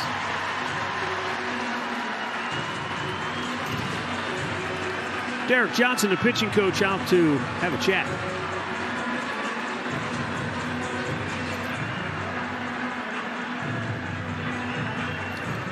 Jose Ramirez just does what he's done all season long tonight. What are you going to tell him? I mean, he's already got 2 extra base hits. I mean, if you don't know what he does by now. Well, that's true. But he's got to slow everything down for him. And, I hear you. You've got the on-deck hitter, Naylor, and, who knows what they're going to be talking about. Let me ask you guys this. Last night, Stephen Vogt didn't give his lineup for the playoffs, but he did say he likes Cal Manzardo in that 2-hole in front of Jose because he can see fastballs the way he's been hitting fastballs. Right. Does that make sense to you guys right now that may be your best 2-hole hitter with Kwani? If you're facing a right-hander, yeah. I mean, he's shown the ability to turn it around. I like that. He's had a great month of September. You keep the hop and then get him at bats while they're swinging it. Jose looks at a ball in the dirt. And Jose knows he's been in situations like this a long time. They're going to tease him. They're not going to come right at him. They're going to see if he wants to be aggressive or over-aggressive.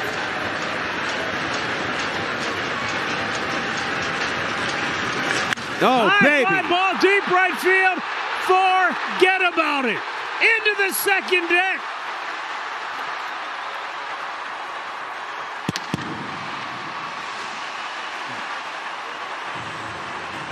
Wow, that was an absolute missile off the bat of Jose Ramirez. I thought it clipped the second deck. It might have just missed. Well, whatever he told him, it didn't work. He was a little upset from that 4th inning triple. He took it all out on that swing right there and put a 3-pointer on the board. Doesn't get any better than that. Number 38. Man, is he something else.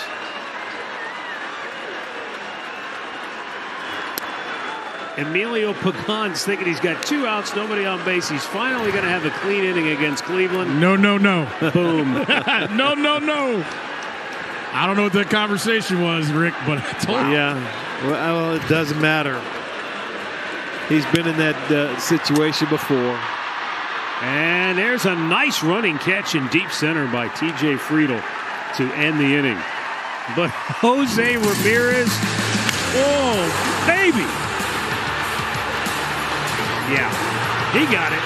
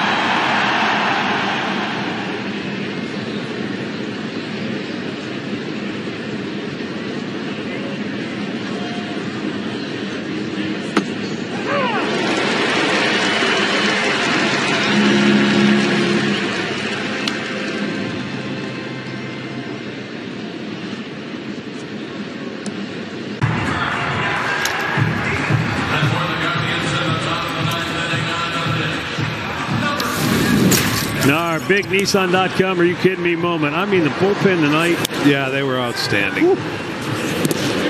Eric Sabrowski, an inning in the 3rd. Perfect relief. Struck out the side in the 3rd. Cade Smith, 1, 2, 3, 4, back-to-back strikeouts. The bullpen combined to retire the first 18 batters of the game. And dating back to last night, combined with starter Tanner Bybee, they retired 31 in a row before the Reds started the 7th with a bunt single, and that's the guy that will be leading off here in the 9th against Emmanuel Clase, who is 3 outs away from becoming the new single-season record holder in saves for Cleveland. Yes, indeed.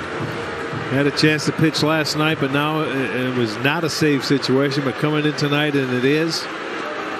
And what a great bottom half of the 8th inning.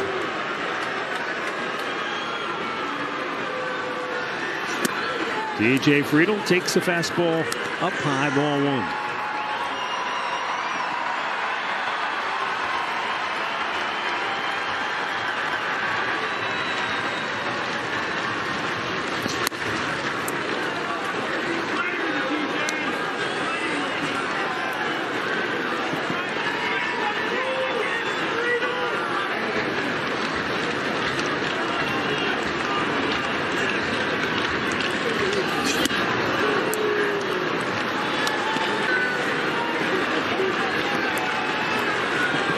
Don't see many 3-0 counts with Clase.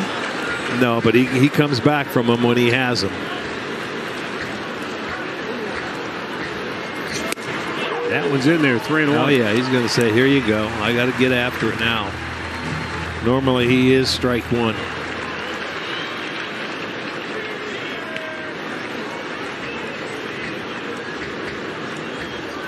And he walked him. He did. That is only the 9th walk in 72 innings by Clase. Stay tuned. Guardians Live, presented by Toyota with Alan Jensen, is coming up next.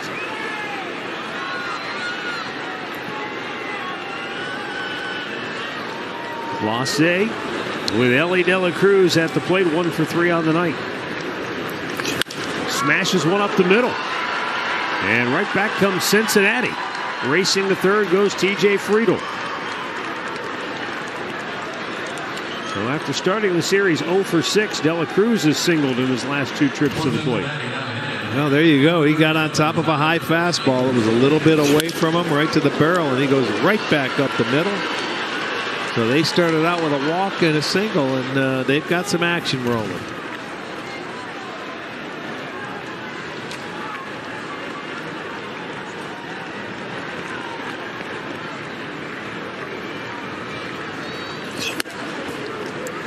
In off the plate, ball 1 to Tyler Stevenson, who was 0 for 3 tonight.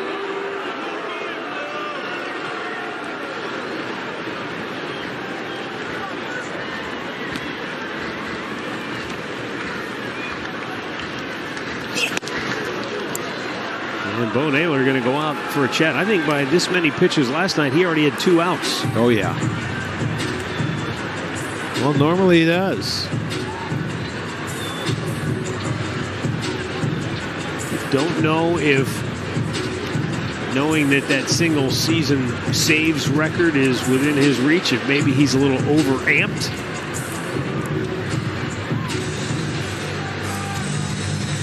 Hard to say when a guy throws 100 miles an hour that it could be any more amped than he already is. But he's normally just so pinpoint with his command. Well, he's got to reel it in now.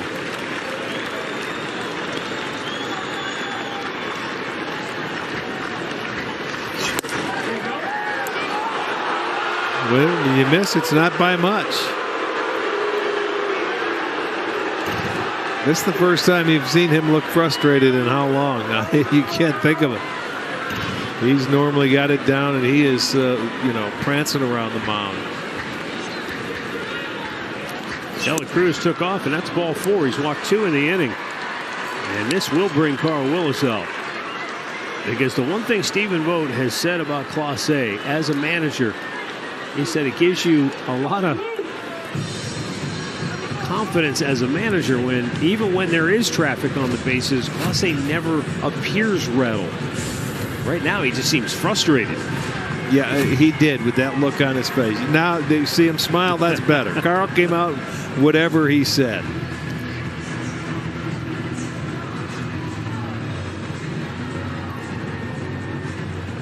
This is another great example of, the growth and maturity level of Bo Naylor. He has taught himself to speak fluent Spanish. So he can take what Carl's saying and translate it directly to Clase. They don't need to bring an extra person out to the mound. I mean, he can, not that Clase doesn't understand English, but just so there's nothing lost in translation, Bo can spit it right back to him in Spanish. And there are not many catchers that can speak multiple languages. He even did it in a celebration with us last Thursday here at the ballpark. That's right. Clase said if he talks, I'll do it. And he did it. Bo was right there for us. All right, bases loaded, nobody out. Let's see if he can get back on track.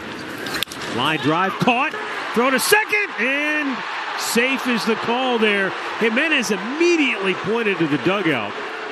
Boy, that would be a big play.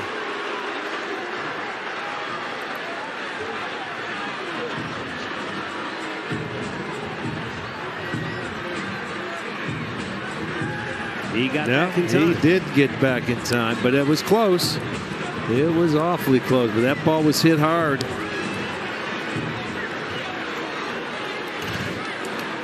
So 1 out. Ty France 0 for 3.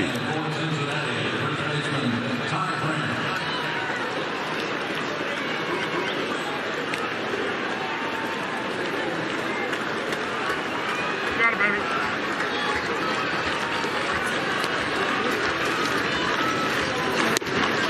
Caught in between. That's a strike. It was a slider on the outside corner.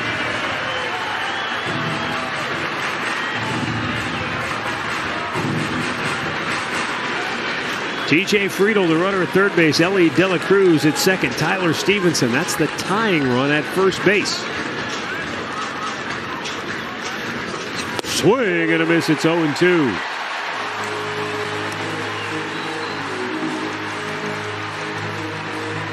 This got to be the only time, Rick, I can remember all year looking up where I see Clase's he's thrown more balls than strikes. Bingo. He's going to have to work his way through this. This could be, you're right. He comes right back in on 3 pitches. Strikes out France, 2 down.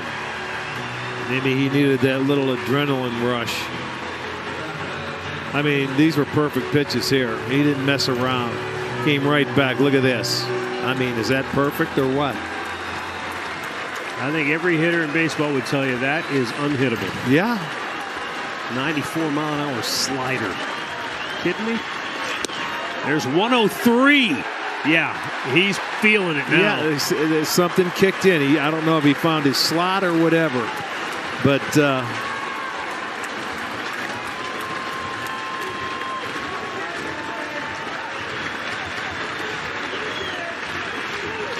it's swing been and a miss at 101. You know what? It's been a terrible inning for him. 2 walks, a base hit, and it's still only thrown 16 pitches. He reeled it in faster than most. You think? 2 walks and a hit, bases loaded, and he's come right back like there's nobody on base. The 0-2. Fouled off. He just did get a piece of it. It's a good job to foul it off.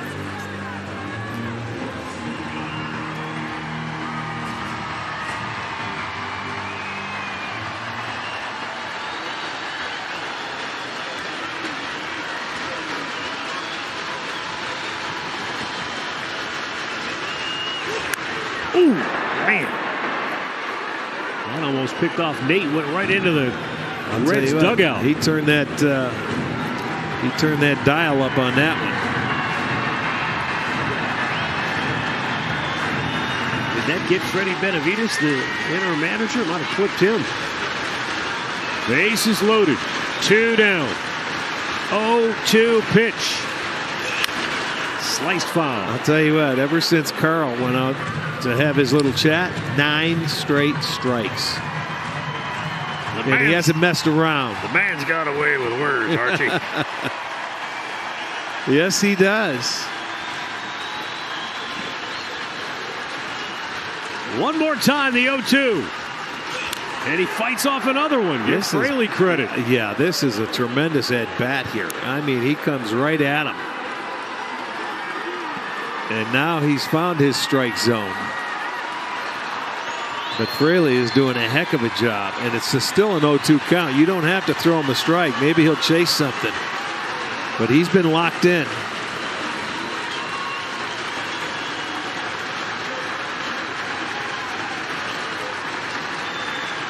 Again, the 2-strike pitch.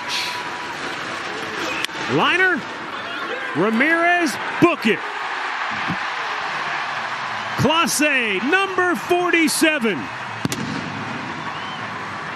He is the new franchise record holder for saves in a single season.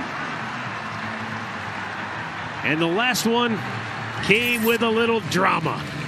Yeah, you know what? He had to work harder today than I've seen him work all year long in any outing. But do you see how quickly he reeled it in? Congratulations to Emmanuel Clase, 47 saves this year.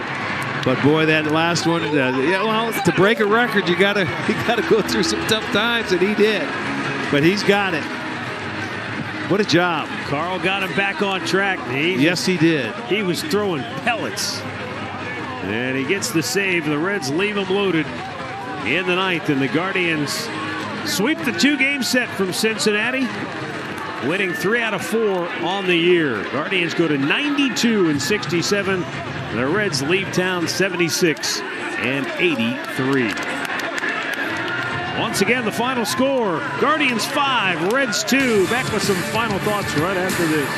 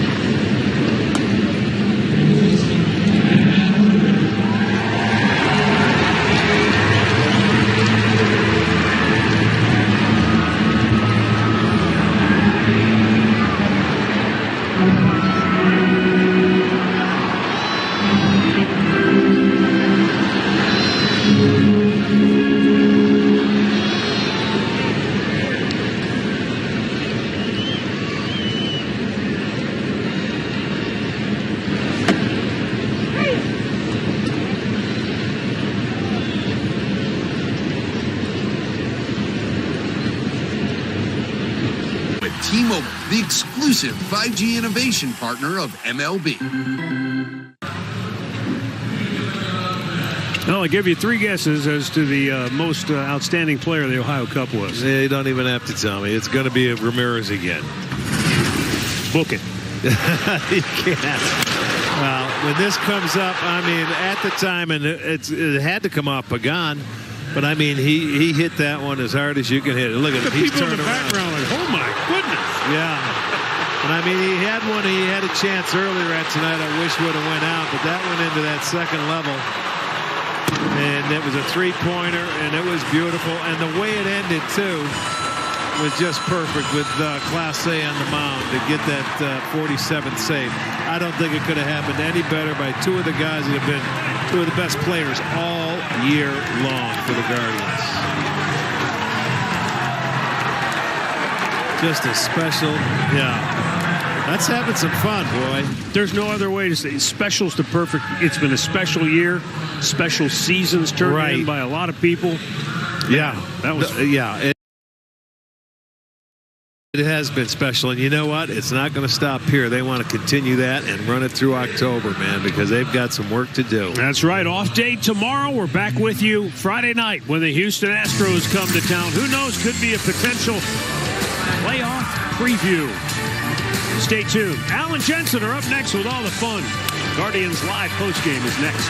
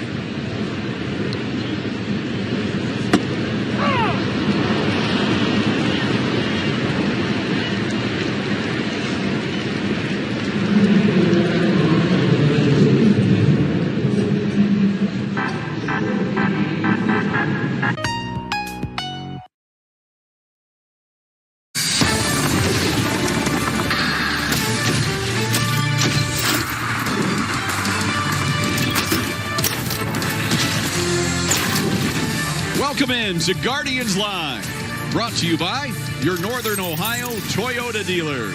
Toyota, let's go places. Well, I'd say we're ready for October. Certainly looks like that. The flair for the dramatic, it's been here all year. The Guardiac Kids' latest episode, this might be the best one yet. Might be. And it certainly looks like the Reds are ready for the offseason. It's in more ways than one. 5-2 the final tonight. Jose Ramirez. He is your most outstanding player in this series with the Reds. 9 total bases tonight. Double, triple, and home run. Single shy of the cycle. I wouldn't have predicted that the way he's gone. But man, oh man, Emilio Pagan. We've seen a lot of late inning relievers have to go up against him in his career. It has not ended well. Great to have him on our side. And the pitching coach was just out. What do you think he said to him? Was it throwing over the plate? Yeah, it's right where Jose wanted it. Yeah. Jensen Lewis, Al Pulowski, great to have you along here tonight. Jose did have a big night for Cleveland. He's had a big season. He's had a big career. His 38th home run of the year, has an opportunity now for that 40-40 season. So first up, he gets a triple. He left the hardest part of the cycle out, the single. Well, he got rid of the triple early, and this one nearly went over the fence. We saw Kyle Manzardo's homer early yesterday travel a little bit longer than expected. Here's your double down the line, and he was thinking 2 out of the box all the way. This is a 2-out variety in the 6th inning. Finds his way in there. No shock there. Now, time when you need him the most. Bang. And there's 2 outs. I get it, first and second, but you did have a base open. You could have been maybe a little bit more careful, but hey, fine, thanks.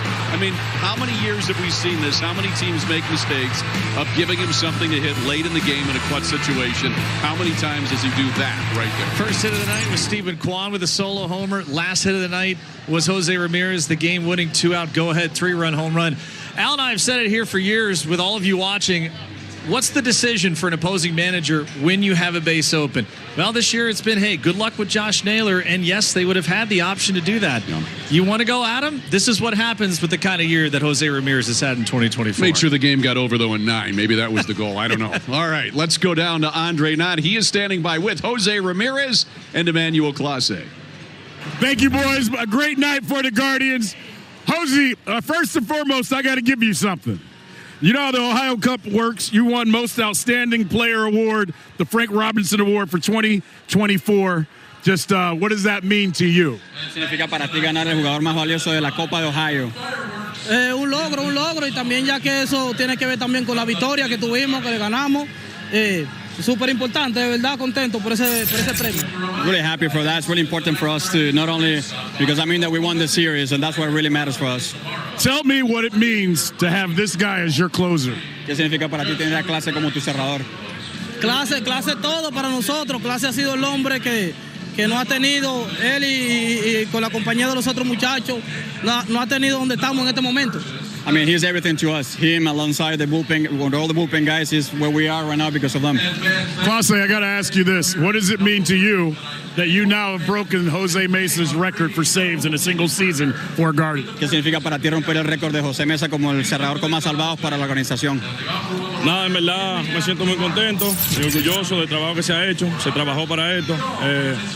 En verdad es algo muy bueno para mí, para mi familia, para el equipo, ¿me entiendes? Que haga un nuevo récord aquí. Really proud of the achievement. It's really important for me, for my family, most importantly for the organization. Stay right here. I got two questions over here. This is the first game you've ever had a double, triple, and home run. I know you want to get to 40-40, but how important is it for you to play the game the right way no matter what? Es la primera vez que bateas un triple, doble y un hit en un juego, ¿verdad? ¿Qué es lo importante? Sabemos que quieres llegar a la meta de los 40 honrones, pero ¿qué significa para ti jugar el juego a la manera correcta como lo hiciste hoy? Bueno, realmente no, ese es mi juego, así es que todo el tiempo he jugado y nunca voy a tratar de bajarle, siempre ese es el juego mío, agresivo y de verdad gracias a Dios por este día, fue un tremendo día. Man, thank God for this day, but that's the way how I play. I'm not going to lower it down or like lower the intensity. That's the way I like to play the game and that's the way I'm going to continue playing it. What pitch was that? Come on, bro, home run pitch. Congratulations. Get out of here. Let me get Clase. We're proud of you and we appreciate you. You stay right here. All right. I got to know, what did Carl Willis say to you when he came out? ¿Qué te dijo Carl cuando fue a la visita al montículo? Nada, vamos a atacarlo con recta afuera y el aire para afuera para sacar, poncharlo y después sacar un doble play. Just told me the plan of attack, try to pitch fouls away and then with the sliders tries to get a strikeout and then work for the double play. We never see you throw a lot of balls, but it seems like after Carl came out, you got mad and were throwing like 103. How is it you're able to concentrate in those moments? Nunca te hemos tirado muchas bolas así. ¿Qué fue lo que pasó que te lograste concentrar después de ahí? Te vimos lanzar picheo en stride a 103 millas por hora. Nada, en verdad, ¿qué te digo? Me sentí un poco incómodo porque había unos picheos que yo sé que eran strike, ¿me entiendes? Y me lo estaban cantando bolas y nada, entonces eso me hizo como subirme mucho la adrenalina y nada, después controlé eso y seguí atacando con toda mi intensidad. I got a little rattled up during the inning. There were some pitches that I thought they were strike and they were not called. So after that, I was able to control myself and able to do what I normally do. Congratulations. It's awesome to watch you. We appreciate you. Thank you. Thank you. Hey, and thank you for this guy. He is an all-star as well. Augie, thank you for all you do, brother. Thank you, guys. Appreciate it. Great night for the boys. You guys handle the rest. All right. Sounds great, Andres. Cleveland wins it tonight. Let's take a look at this ninth inning by Clase. It was almost as if he's saying, I haven't been challenged much in these ninth innings. What if I loaded the bases and then see if I can get out of it? No, he wasn't thinking that at all. So? No. All right, maybe not. But whatever Carl Willis said, it certainly did resonate. So the bases were loaded with nobody out. We've seen this before. He's gotten out of it before, Jensen, and he got out of it again tonight. Ellie gets a single here, and then uncharacteristic, another walk in the inning. You know that Clase's command has been primo for most of the year. So Carl Willis, come on, going down and away. Yeah, you were out there on some of his mound visits. For me, it was probably just strike one. Just get back in there, deep breath, and get back over your back leg. Let everything work out in front of you. Sometimes the tempo can be a tad quick, and that might have been where his release point was because here comes the bullets. And this was perfect. You almost get a double off with Ellie De La Cruz at second. Really, really close. We looked at the replay, but settle right back in. You got the first one. Now go to work. Big time breaking ball here to strike out Ty France, and then it's all set there. Jake Fraley, great little short hop from Hosey. Book it. And that is what you do as a closer. There are nights where it's nice and easy. We've seen the majority of his save appearances be that way. Yeah. You see the emotion right there, and it almost might be a blessing in disguise, as you mentioned. First time he's been challenged a little bit in a while. As far as command goes. Not like everyone was hitting him, But hey, some history tonight, passing one of the all-time greats in Cleveland franchise history. Yeah, Jose Mesa's 1995 campaign was an unbelievable one for a closer. He was fantastic that year. Emmanuel Clase this year, even better. Bob Wickman had a great 05. Joe Borowski in 07, also with Bob, had 45 saves. And I mean, Clase last year had 44, so it's not like it's unusual for him to hit 47. It's going to be tough to hit 50. He'd have to get 3 more saves in the final 3 games of the year. I don't know if he's going to do that, but man, he has been so consistent, so solid, so dominating this year. He's been the most dominating arm in baseball. Well, think about with Jose Mesa in 95, it was 100 wins, 44 losses, so he was on pace to be able to get at least an attempt at 50, if not more, with the way that ball club was. Fast forward to where we are now, and in the day and age of elevated fastball velocity, I mean, really where the command was. I think it's the one thing you look at and bookmark for tonight. Yeah. It's the first time we looked at command for Emmanuel Clase in 2 of 3 hitters. We're like, all right, was the strike zone a little tight? Maybe. But you got to reel it in as a reliever right there. Slow everything down. Great visit by Carl. Even better job of navigating the rest of that inning. Down and away. Down and away. All right. When we come back here on Guardians Live, much more on tonight's win against the Cincinnati Reds. Cleveland takes the season series 3-1. We already knew the Ohio Cup was staying here in Cleveland. How about Eric Sabrowski? Another good outing for the lefty tonight. 5-2 guards a winner. Room with a view.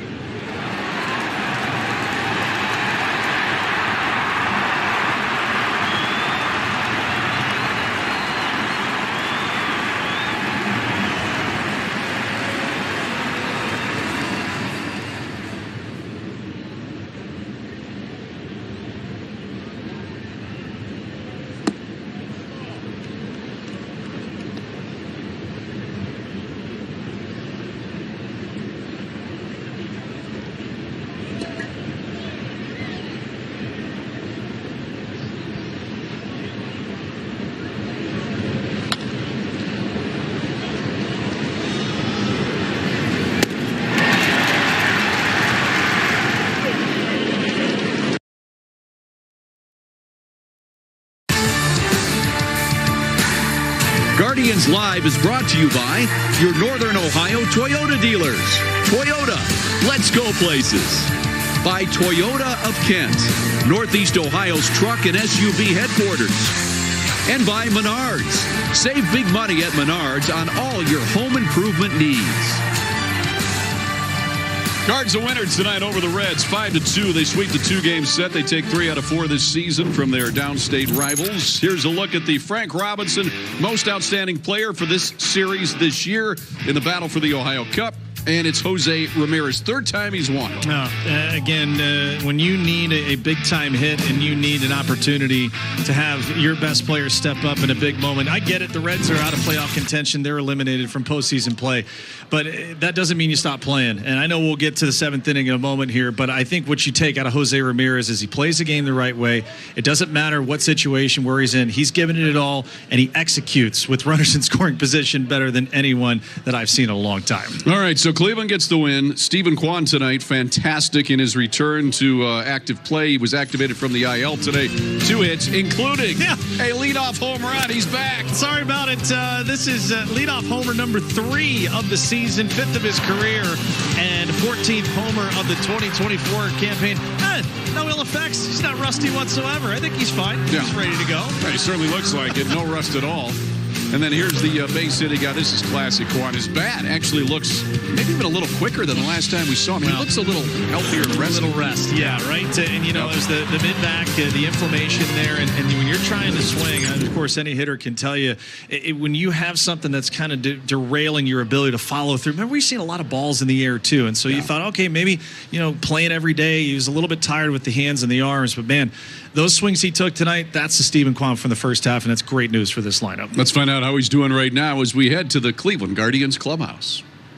Yeah, it's awesome. It's just watching these last couple of weeks, it's always tough. They really don't need me out there. They've been winning their games, they've been doing their thing, but it's fun to really participate and help towards a win. I know you want to play knowing how much more you guys have left to that possibly just help you kind of go setting. Yeah, for sure. I think just kind of taking a physical break along with a mental break, I think that goes a long way.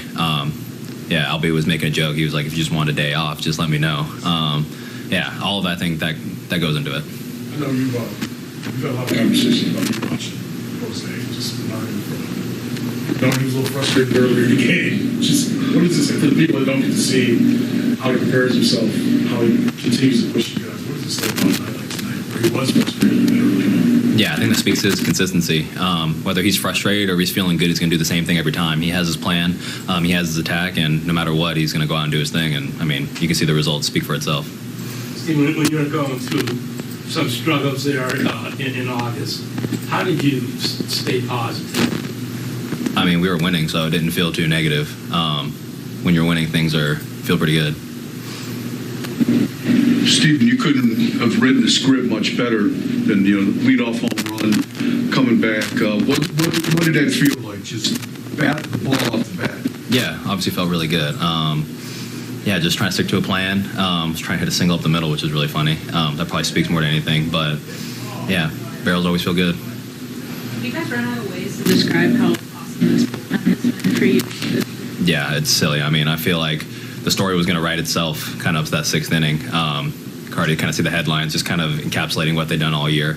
But yeah, we've really come to rely on them, and just kind of seeing what they do today. I mean, we had to rely on every single one of them in there, so that was awesome. When you talked to Stephen Boat before the game, you talked about how you're the engine that gets things going. So what does that mean to you that this team looks to you that way? Yeah, it's a huge honor, especially hearing that from Boat. I mean, I watched him play so many games in the Coliseum. I mean, he was the engine for that team, so for him to say that is really cool. But I mean, it's a team game for a reason. Whether whatever he says, it's all 9 of us doing it every day. I am. That's gonna be a bummer. Like I said, I didn't grow up an A's fan, but you can't help it being right there and watching those games. They're getting a little crowd over there, so that's really cool. I'm excited to see that last one.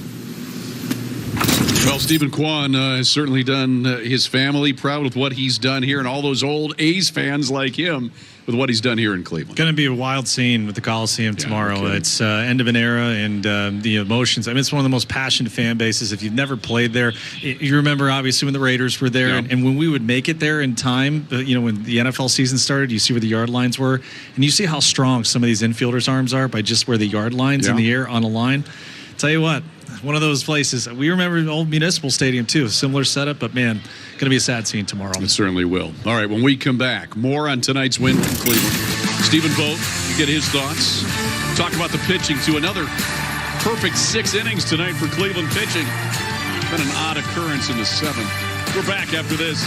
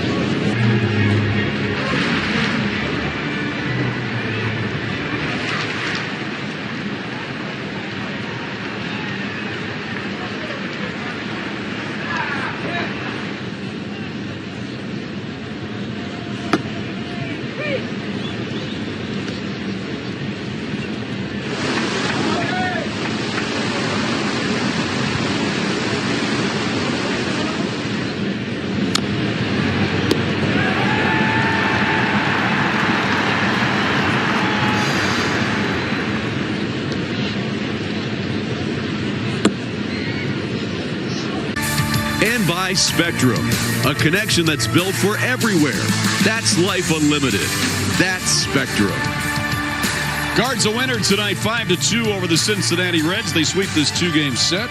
Let's take a look at our BetMGM against the spread. Cleveland was the team to take tonight, both against the spread and on the money line. You're a winner there, and the over 8 is also a win. Wow. I'm sorry, check that. Under 8 Hosey is a win. Hosey.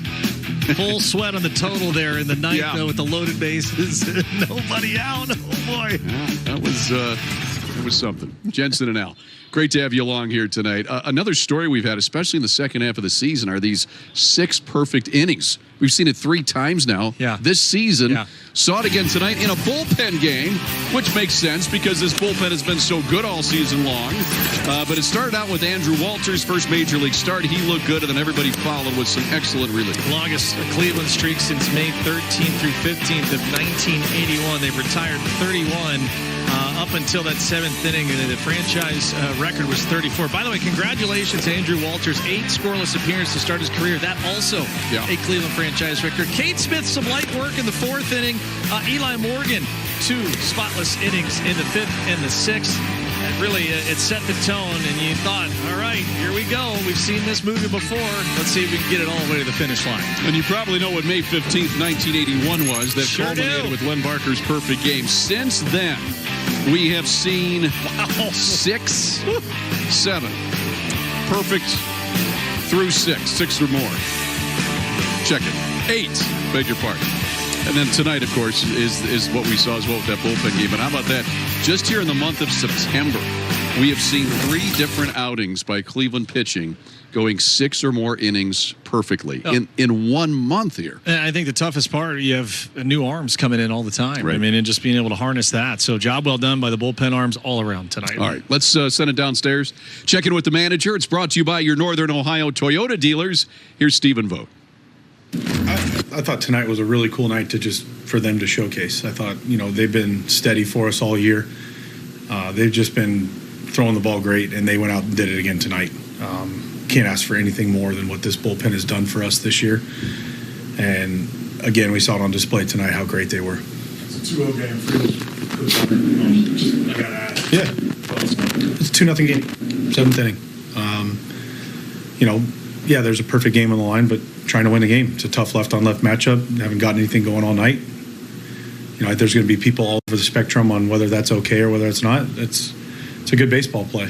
You can't knock him for trying to get something going. And like I said, left-handed hitter trying to face Tim Herron. Try and find a way to get on base. What are the words you say about Jose? We all know he wants to get 40-40, but he hasn't changed anything about his approach or man. I think it's a testament to when guys chase numbers, they struggle. When you are yourself and you go out and play every night to be you, your numbers will come. And tonight, this whole season for Jose has been an example of that, of just be consistent and be yourself every single night. The numbers will come. And I mean, what he's doing this year is super special. Like I always say, it's one of the favorite parts of having this job is getting to watch that every single night. We're spoiled. One of the top players in the league that plays the game the right way and just does amazing things every night.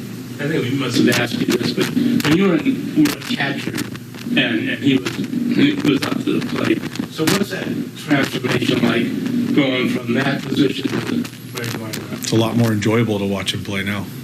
I always enjoyed playing against him, but there's really no way to pitch him. You got to hope he gets himself out, and he doesn't do that very often. Steve, when you take a managerial job, I'm sure there's a part of you that dreams about what it could be. Electricity, postseason environment, game on the line late, crowd going crazy. Was tonight a little bit of that like first taste for you of crowd goes nuts for a go-ahead home early here?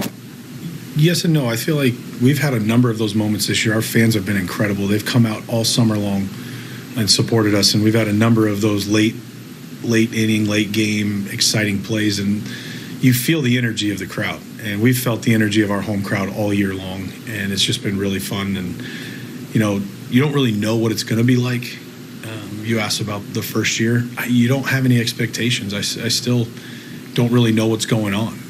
You're learning every single day, and you're getting ready for a postseason run. And I don't know what I don't know. And so every day comes with new challenges and new learning lessons. And it's just been such a joy to watch our guys grow all year long and play well. I was going to say about Class A, I don't think we looked up here for balls and strikes. I think it's the first time I've seen that here. It's just loaded. And what does it say about him? I think, you got to give a lot of credit to Carl. That's the first time all year where Class A's I felt like he was amped up. Of course he was. It's a special night. Special night for Emmanuel. So a little amped up, command's a little off. Carl goes out, and the first thing that happens is Class A starts smiling and laughing. And that's what Carl Wills does. He's not somebody you're going to go tell how to get, your pitching better. And no, go get him to relax, get him focused back on being himself. And it's exactly what Carl did. And, and then Class A does Class A things. What's going through your mind whenever you see the ball flying off Quan's bat in that first bat back? It's like, of course he did. Quani's been, like I talked about pregame, we've never been worried about Quani. Every hitter's going to go through ups and downs and lulls and whatever you want to call it. But both times he's been on the injured list, he's worked extremely hard to stay ready. And for him to hit that homer coming back, it was just a shot of energy. Great night overall. Really, it's been a great month for Cleveland. Yeah. This past week, though, now you've clinched at the very least a number 2 seed. Right now, the Orioles are beating the Yankees 8-3 in the 7th inning. Cleveland could be within a half game of New York. Yankees do have the tiebreaker, but that number 1 seed is still not out of the question. You just keep playing, right? And I think that's the most important part of looking at a Stephen Kwan leading off tonight with the home run, not only for the player and the confidence level, but, hey, that's the engine that helps start this offense. And, of course, Jose Ramirez doing what he did. Kyle Manzardo, huge at bat, right, to get him to the plate. Don't lose that fact of it. Yes, Kwani got it started with 2 outs, but Kyle's at bat set the stage for Jose to be the hero again. All right, still more to come on Guardians Live. When we come back, we'll wrap this one up here tonight. We'll look ahead to this weekend, the final weekend of the regular season against the Astros. Don't ever bunt on me with a perfect game on the line. That's all I'm going to tell you. I would never do that. But that's just me. It's not somebody else, apparently.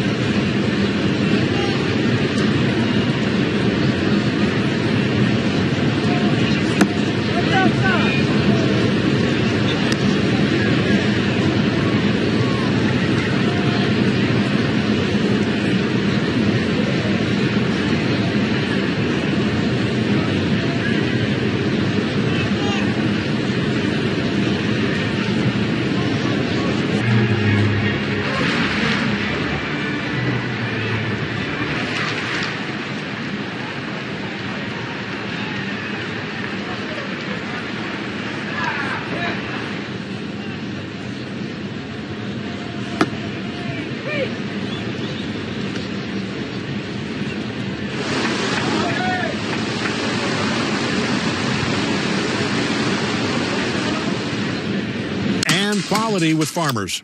We are farmers.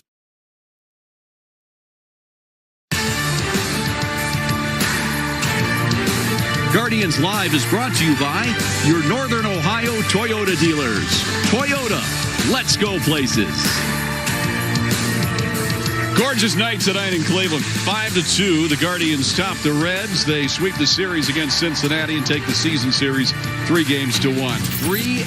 3 or more extra base hits Most games in club history. There's Jose, tied with Manny and Nap Lajoie. Now he's hunting down Earl Averill, who's held the 17 for a long time. We had a chance to visit with Bobby DiBiasio tonight. I read him right now, so 12 years in the big leagues. His 162-game average for a season is 40 doubles, 27 homers and 96 RBIs with a 279 batting average. The guy's pretty good. unbelievable. I mean, those are good numbers. Those are Hall of Fame numbers. And he'll be right next to Mr. Tomey here someday, that's for sure. Certainly will. And you can take home a Jose Ramirez bobblehead. This is the giveaway on Friday night. It's to the first 10,000 fans. So you've got to get here early.